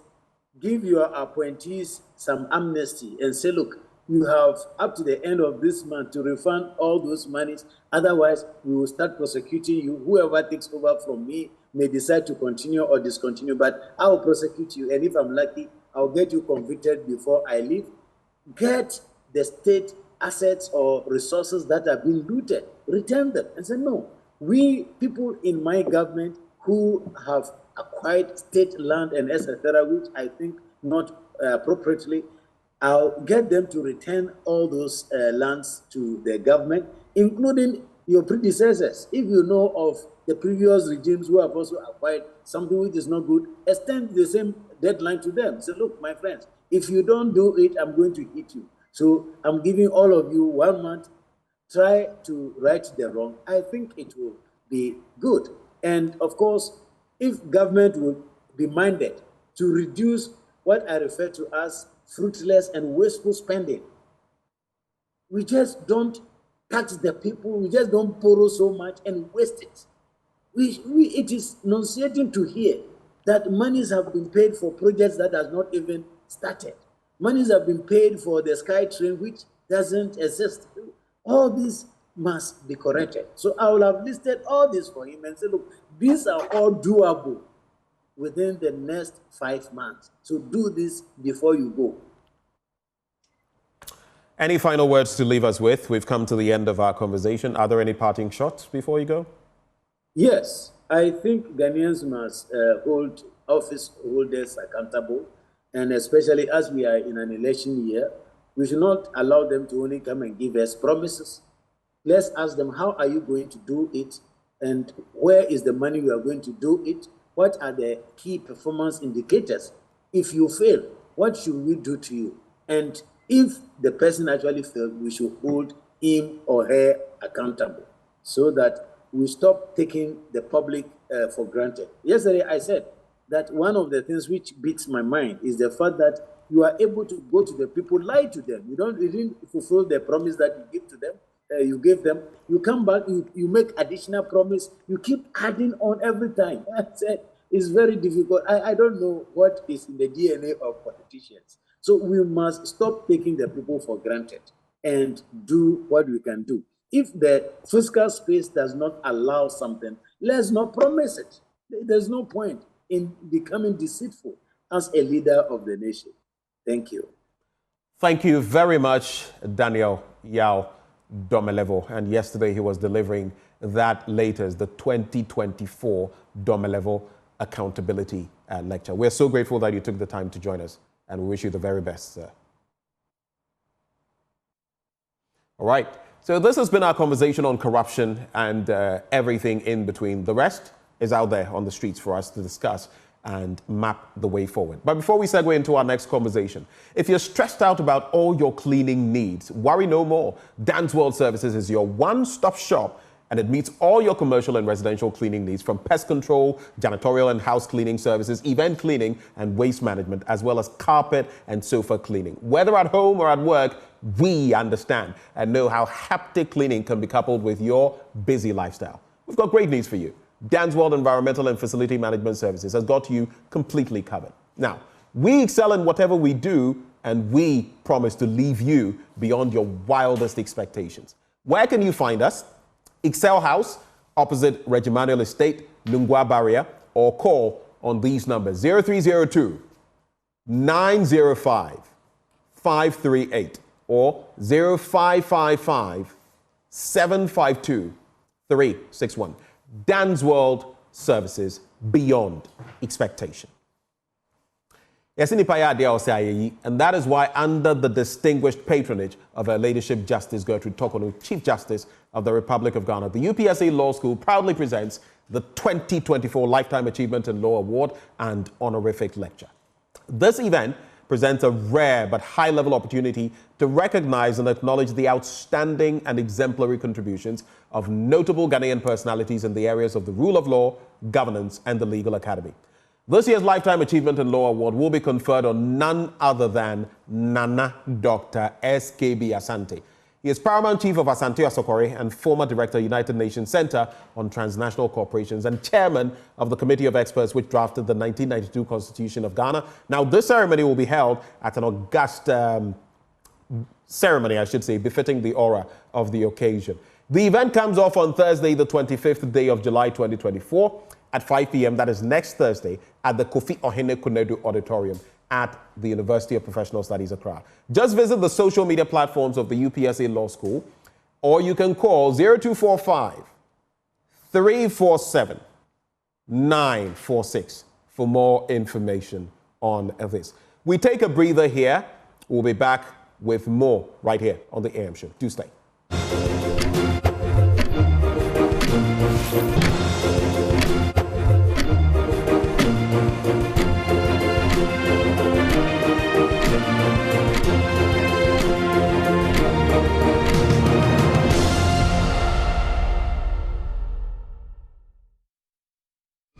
Welcome back on the AM Show. Let's have some engagements now with some group of people who are about to celebrate a homecoming festival, which is quite exciting. If you know about New Jabin Senior High School, in the studio with me this morning is Richard Mixon, the NJUASCO Homecoming Committee member, and Ami Amewode Ayivi, another homecoming member of New Jabin Senior High School. Ladies and gentlemen, welcome to the program. Thank you. So briefly, tell me about the history of your school, and then we get into the homecoming activities. Okay. What can you share about New Jabin Senior High School? Okay, so New Jabin Senior High School is a school in the Eastern region.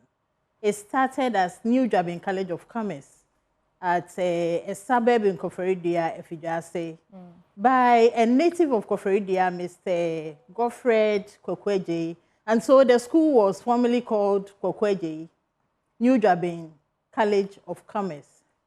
If you've been following New Jabin Senior High School, you will know that it was very, very good at business.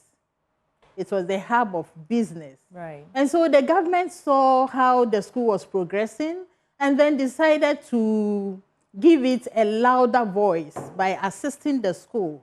So the school was assisted in 1965, and then it was moved from Efujase, where it first started, to Atechem, just opposite Koforidua Technical University. Right. First it was Kotech.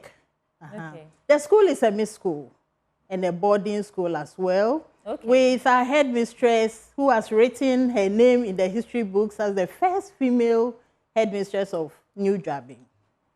You're both past students. Which year did you graduate then? 1991. Wow, that was a long time ago. Yes. So then let's talk about this homecoming. Yeah. Richard, you tell me, what is the objective of this homecoming festival?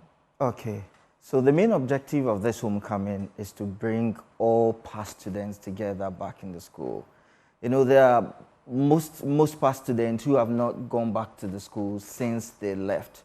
So we thought it as right to, create this platform for every past student to go back to the school, see what is happening there, pull strings together, and support the school. So is it a 91-year badge that's organizing this? No. Who's organizing? Who's spearheading the homecoming? It's a holistic thing. It's a holistic thing. Since the inception of the school in 1953. Yeah. Yes, we are all going home. Yeah. Okay, so what do you hope to achieve? Are there some challenges that you hope that when everybody comes on board, you can pool resources to fix? Tell me a bit about the target goals you hope to achieve at the end of this festival. Okay, so as we are going home, we are not going empty-handed. Okay.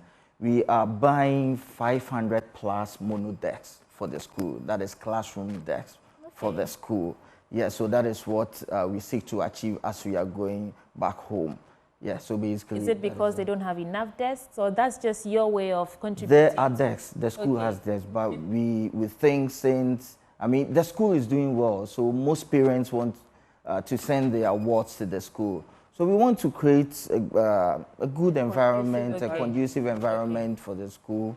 So that is why we decided to purchase the mono desk for the school. I think that's fantastic. I mean, so tell me, what are some of the activities you have lined up for the homecoming activities? I promise in Josa, NJUASCO Senior High School, that this homecoming is going to be fun. Yeah. Okay. You see, we are going to start from Ahimensa with a convoy. Led by a motorcade, right from Ahimensa to the school. On the Friday. So just imagine. That's on Friday. That's on Friday, the 18th of October. Okay. And then we will arrive in the school. When we arrive in the school, we will have a bonfire. Yeah. Before the bonfire, there's going to be a candlelight procession through the principal street of Koforidua. Okay. And then in the evening, we all converge in the school for a Jama night. That's for the Friday. And Saturday, there's going to be a Derba where we've invited the paramount chief of New Jabin traditional area, Nana Dr. Kuku Boateng, who happens to be an old student. Oh, I see. Who happens to be an old student, and other dignitaries. And apart from him, do we know any of the notable personalities that? In fact, we have Reverend Amishadai, the immediate past Commissioner General of GRA. Yeah. We have Ebenezer Santi, the Group CEO of MTN. Okay. We have Sam Okran, Yoni Kolindi. We have Sam Okran. We have a lot of them. You see, New Jabin, we train the head, the heart, and then the hands. So every sector we are head, there. hearts, and hands. I tell you, the 3 domains. Yeah. Cognitive, psychomotor, and then we and the only Grammy Award nominee. Rocky Dauni. Rocky Dauni is a past you must student. be so proud. And we cannot mention names without mentioning Kenan San, our very own Kenan San. Is he also a past student? Kenan Oh, San wow. is a past student of. So here's what I want to do. I'll give you 30 seconds each, because we're wrapping up, to directly speak to these notable personalities in our audience who are affiliated with you or the school to come out in their numbers and support this homecoming. I'll start with you, Ami. Okay. So what I would like to say is, in Josa, our slogan is Dase Bremba, then you say we are this year. So Dase Bremba, we are calling on you.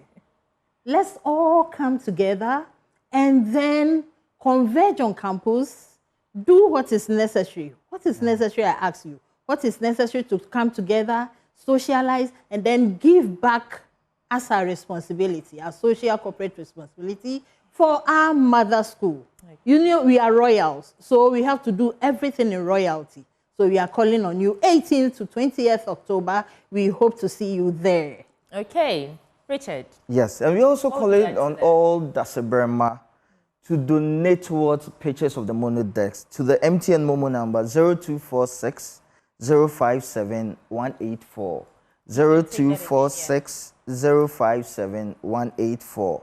And for all inquiries about this homecoming, you can call our secretary on 0243 913834. 0243 913834. And also, we would like to appreciate all our various committee members, especially our steering committee members who are spearheading this homecoming. Okay, but right before we wrap up, this is happening from 18th to the 20th of October.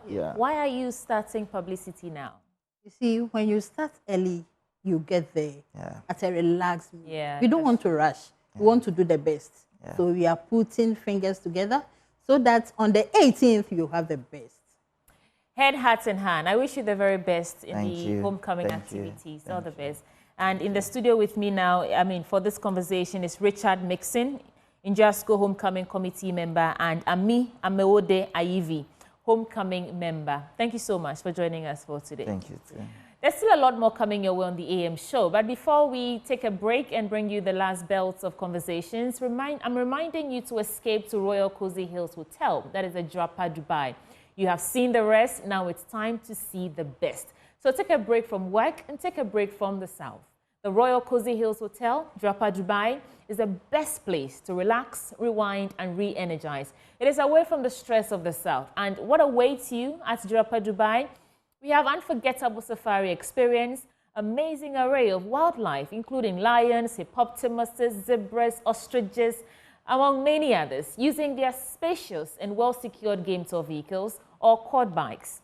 There is also water sports, such as jet skiing, boat and canoe rides, etc. There are various family games to keep you and your families excited and engaged all day long, as well as the great tourist attractions to look forward to in the Upper West region, including the Mushroom Rock and Slave Caves, etc. So, escape from the south, escape to the north, escape to Royal Cozy Hills Hotel, that is at Japa, Dubai, for an unforgettable safari experience. And you can call them on 0501 694 280 or 024 88 444 63 for reservations and further inquiries. I'll be right back in a jiffy for more conversations on the AM show.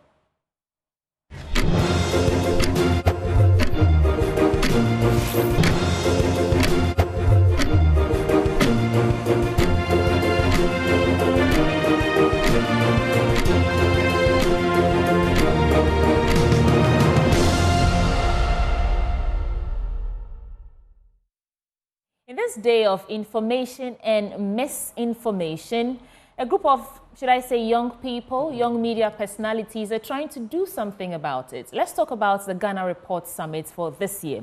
In the studio with me this morning is Adib Sani, project coordinator, and Patrice Amegashi, also project coordinator for the Ghana Report Summit, which is the inaugural summit for this year, 2024.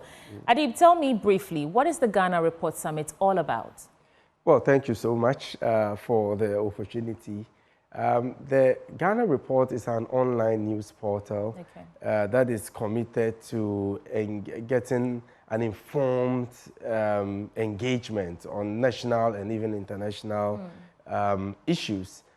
We have come to realize that Ghana has made giant strides so far as our democracy is concerned, especially since the inception of the Fourth Republic. We have enjoyed multi-party democracy, but there's no room for complacency because we do also know that one of the biggest threats we face so far as the upcoming elections is concerned is the issue of misinformation and disinformation. We do know we are in a digital age, the age of deep fakes, when not just your voice is replicated, but even a video of you can be replicated and put out there. And there is not so much Let me just interject and say we here at the Multimedia Group have not been spared that. There have been series of videos that have been circulating around. They use your face and they just put some words there to sell some drugs. Absolutely. You know? I've seen it. Most of us have been victims. I've seen it before. So I've seen that before. And I think you issued a disclaimer in that regard and all that. So it poses a big threat to our democracy. So we saw the need to take the initiative to organize this summit that would bring together policymakers, experts, politicians, communicators, and all that, under one roof to explore strategies to deal with the issue. And it's coming on at the Kempinski Hotel on the 1st of August. This year. All right. So, Patrice, you tell me about the theme for this summit and how you arrived. I know you've given us a background to what Ghana Report does and why you think this is necessary, but talk to me about the theme and what influenced the choice of that particular theme. First of all, my name is not Patrice Amegashi. Oh. Yeah. I thought that was your name. No, don't my mind name Patrice. is my name is Philip Boateng. Don't mind him. Is this? So are you see- trying to drive at misinformation or so something? that is the Okay, point. good. So you introduced me as such. Now, when I came in, I looked quite hostile. I didn't want to engage you because I knew you were going to ask me a lot of questions. Then it's going to be smoother. So I just decided to alienate myself a little bit. So when you mentioned the name, why were you so confident? Because it was given to you by who? My The producer. Right. And because you trusted your producer, you didn't even ask me. You just went ahead to mention it. But I did. Well, but I did check. I checked who's Patrice and who's Adib. Absolutely. So You confirmed. So because of the job as a trust journalist, in him, you mentioned yeah. it. Yeah. You get it. So that is what happens when you trust somebody and they send information to you and then you repost. I get what you mean. Aha. Yeah. So sometimes it's because of the trust you have in somebody. You're believing that, oh, this post just came to my mobile phone. So let me also just repost it to somebody thinking that it is right because the person is someone who is trustworthy. You are misinforming. But you didn't have the intention of hurting me or the person to whom that it was delivered at. So that is misinformation. Right. Now, disinformation is you deliberately going out there to put out some information that is supposed to taint the image of somebody. Like we see in our political propaganda and all that. That is the reason that in the run-up to the elections, we are saying that, no, all these things must be curtailed. We may try as hard as we could to nip this thing in the bud, but for the kind of politicians that we have, Right. and the kind of commentators that we have, and the kind of, so to speak, digital system that is running currently with people doing wrong imagery and putting some text to it, we're trying hard to try and say, okay, let's put up something, people, you know? Yeah. So getting the IGP there, getting the... In fact, let's do that. Let's talk about the lineup. I see that it's what I would call star-studded, you know, with politicians and high-profile personalities. Absolutely. Walk me through some of the people you have coming on the 1st of August at Kempinski. Who are some of the people coming? I see the photo of the president. The president is part of it, yes. So okay, let me just... There you have it on your screen. Yes, yeah. exactly. Estelle, there's Anas Arimia Anas. There's the IGP in there. And then there's that representation from the political parties. So both NDC, NPP are clearly represented there. There is the Gamanche also in there. Right. And our very own Evans Mensah. Exactly. They'll be there. Because of the institutional memory they've had in this, covering elections way back from 1992 all the way up until this time. So you would ask yourself, why would people deliberately go out there to do it? Sometimes you may not be able to stop these things. But from the experts who are going to show up, what they're going to tell us is that, how would you be able to curb it? Okay, so let me give you each 30 seconds or a minute to speak directly to our audience, inviting them to attend this summit because, I mean, you are the ones organizing. Yeah. They would love to hear from you why they should even make the time. Is it going to stream online? It's going to be live, but talk to us it is about strictly by invitation. Oh, so it's not open? Yes, it's not open to just everybody. But the point is that you is can send us a WhatsApp. No, it's not paid. It's free. Okay. It's free. You can send us a WhatsApp. So here's the WhatsApp number that you on 053-877-4944. 053-877-4944. You send a WhatsApp message with your name and profession. We have a review committee that would look into it and will definitely refer it. But it's important to also mention that this event is convened by our visionary boss, Rashida Sani. She is the CEO of the Ghana Report, which is a subsidiary of the Isaiah Group of Companies, which she is the group CEO of, and she is the convener. She'll be speaking at the event. She'll be speaking. So all those who matter, especially the media, you are the fourth estate, and you play a very critical role in disseminating information, which has a direct fact-checking. Fact-checking. And the problem is, how many of our media houses fact-check? Right. So this event would also seek to outline strategies on how media houses can do their work and do it better. Okay. But we are also in a digital age, by the way. I mean, citizen journalism. Someone can wake up in the morning, pick up a phone, and have more followers than even a TV station. All right, and we're bringing all of these bloggers also and making them go through that process of fact-checking. So in the end, the process, there will be confidence in the process. our electoral system would have the integrity it deserves, and in the end, whatever outcome it is would reflect the true will of the people of Ghana. Thank you so much for that. So, Mr. Megashi, yes, or Mr. Not Megashi, you have your 30 seconds, 1 minute now to get into, invite our audience directly. Well, information is right, information is out there, but not just every information must be consumed. That is simple. Don't just consume any information. Now, sometimes you may find it difficult because you think that, well, it is coming from this station or that person that I listen to.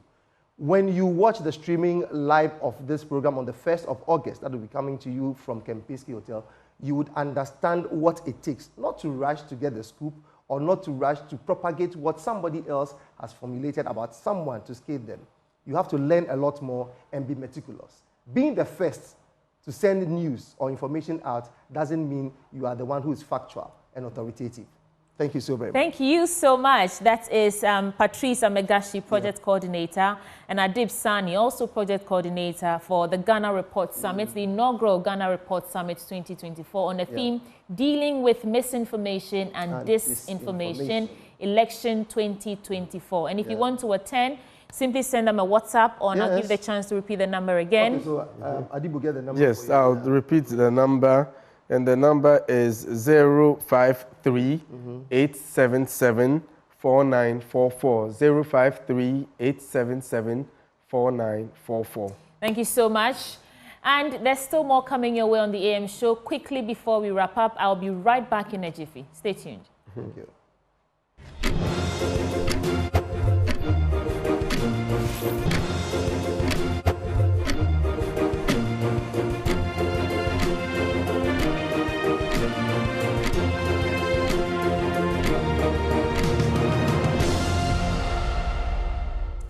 Welcome back on the AM show. Benjamin and I are here, but just one piece of information that is very relevant to you before we get into wrapping up the show for the week. I'm sure you've heard about Bus Stop Diaries. It's your favorite podcast show. Now, Bus Stop Diaries now airs every Saturday at 4 p.m. on the Joy News channel. You can also watch and listen to all our episodes on YouTube, on Joy News channel, myjoyonline.com, Apple Podcast, TuneIn, Google Podcast, and Spotify. Grab a chill drink and join us for another exciting journey filled with trending buzz. Bus Stop Diaries, the best conversations you don't want to miss. Mr. Akakpo, is it something Afrique that's clothed you this Friday? No, this is Siru Africa. Siru Afrique. Siru Africa. Okay. SIRU Africa. On Facebook, Instagram, Pinterest, Siru Africa. Since you've mentioned it, let me just put their number there, 0557-029-138. But for now, the number we're actually going to give you is our number. We'd love to hear from you on the discussions we've had today. So call that number 0302-211-691. 0302-211-691. It's on your screens. You can also call extension 2 and share your thoughts. I actually miss talking to our audience. I know, right? It's been a while we had you phone in and talk to us and share your thoughts with us. So it would be lovely to hear from you. But while we wait, I need to extend this hearty message to, it's coming in from one of our technical personnel here. It says, happy birthday to our beautiful Lady Princess Ejiri of Waza Boade off Spintex Road. May the good Lord bless you and make you great from today as you celebrate another year. Stay highly favored. Her name is Princess Ejiri. All right. Looks like we have a caller, OJ from Sunyani. OJ, what's up? Oh, that's never a good sound on it. It appears we lost OJ. Please call back. Let's hear from you. And very interesting matters we've discussed with Daniel Domelevo, with your guests for the news review, among others. And there was this question we put out there a few days ago. How much can you do with 100 Ghana cedis in a day? The first comment I saw was, let's be serious in this country. 100 Ghana cedis. Yeah, 100 Ghana. No, it doesn't do anything. It doesn't. Oh, but at least it does something. Like, it does something. What can you, Benjamin, what do you do with 100? You can get a meal with 100 Ghana cedis.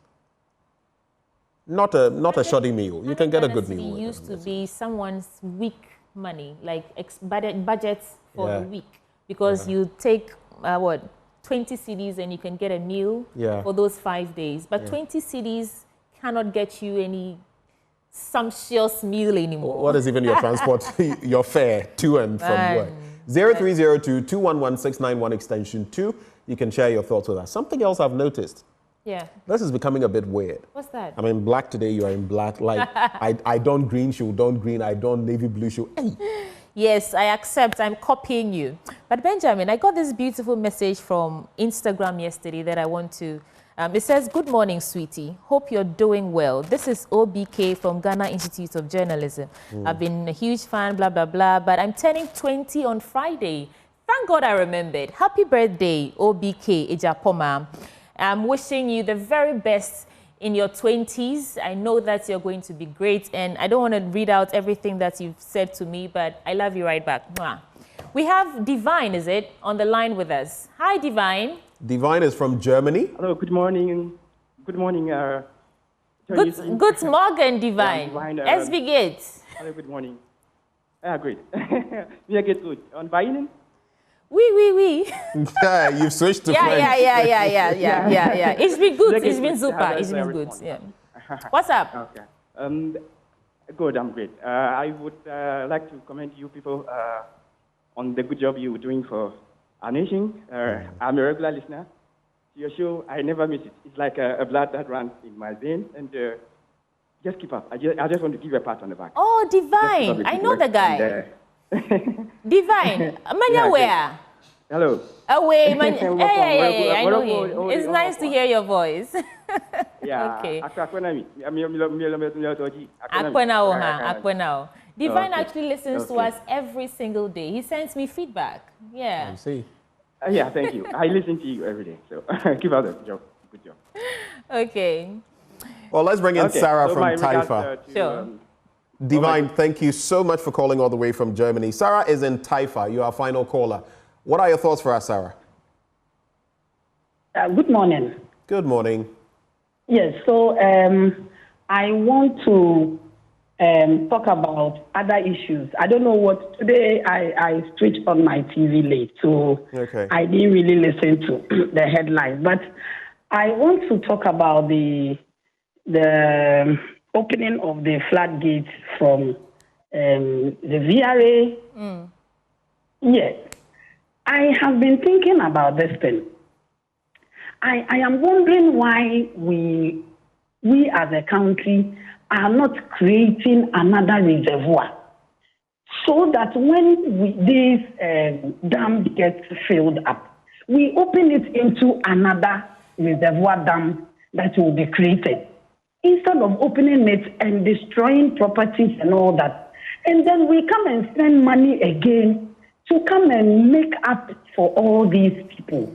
I don't know whether it is me that I don't know the complexities in creating another dam and putting the water there, or it is the fact that, in fact, I don't know. This thing gets bugging my mind, and I don't know. Then my other issue has to do with these other smaller parties that are springing up on the site.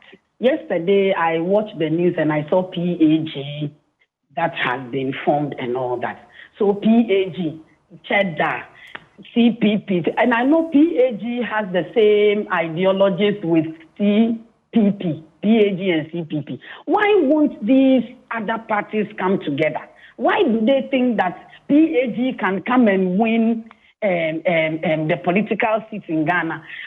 Sometimes when I sit in my corner, I wonder whether it is me that my mind is too shallow that makes me think about these things, or it is they are not looking at the real issues on the ground. So if PAG, yesterday, looking at them, watching them and listening to them, they are saying that their ideologies is sick from Kwame Nkrumah and all that. Why won't they come together with CPC? Right. Thank you so much for those passionate comments and remarks. And I'm Sarah, we're actually very grateful. Yeah. Our time is up, but she's very passionate about the issues. And but just a quick response: the Pualugu Dam, if it had taken off, it would solve part of the problem. Yeah. Part of this also coming down to maybe Bong and the rest. She has a point with having gaps, so that then one feeds the other one feeds the next, so we wouldn't have to do what we are doing now. But because again the system is not working. it is what it is. Here we are. That's our show for the week. My name is Sweetie Abochi, and the gentleman who's always copying my colors and trying to match is... Benjamin Akakpo. It's been a pleasure coming your way. Joy News Desk is up next.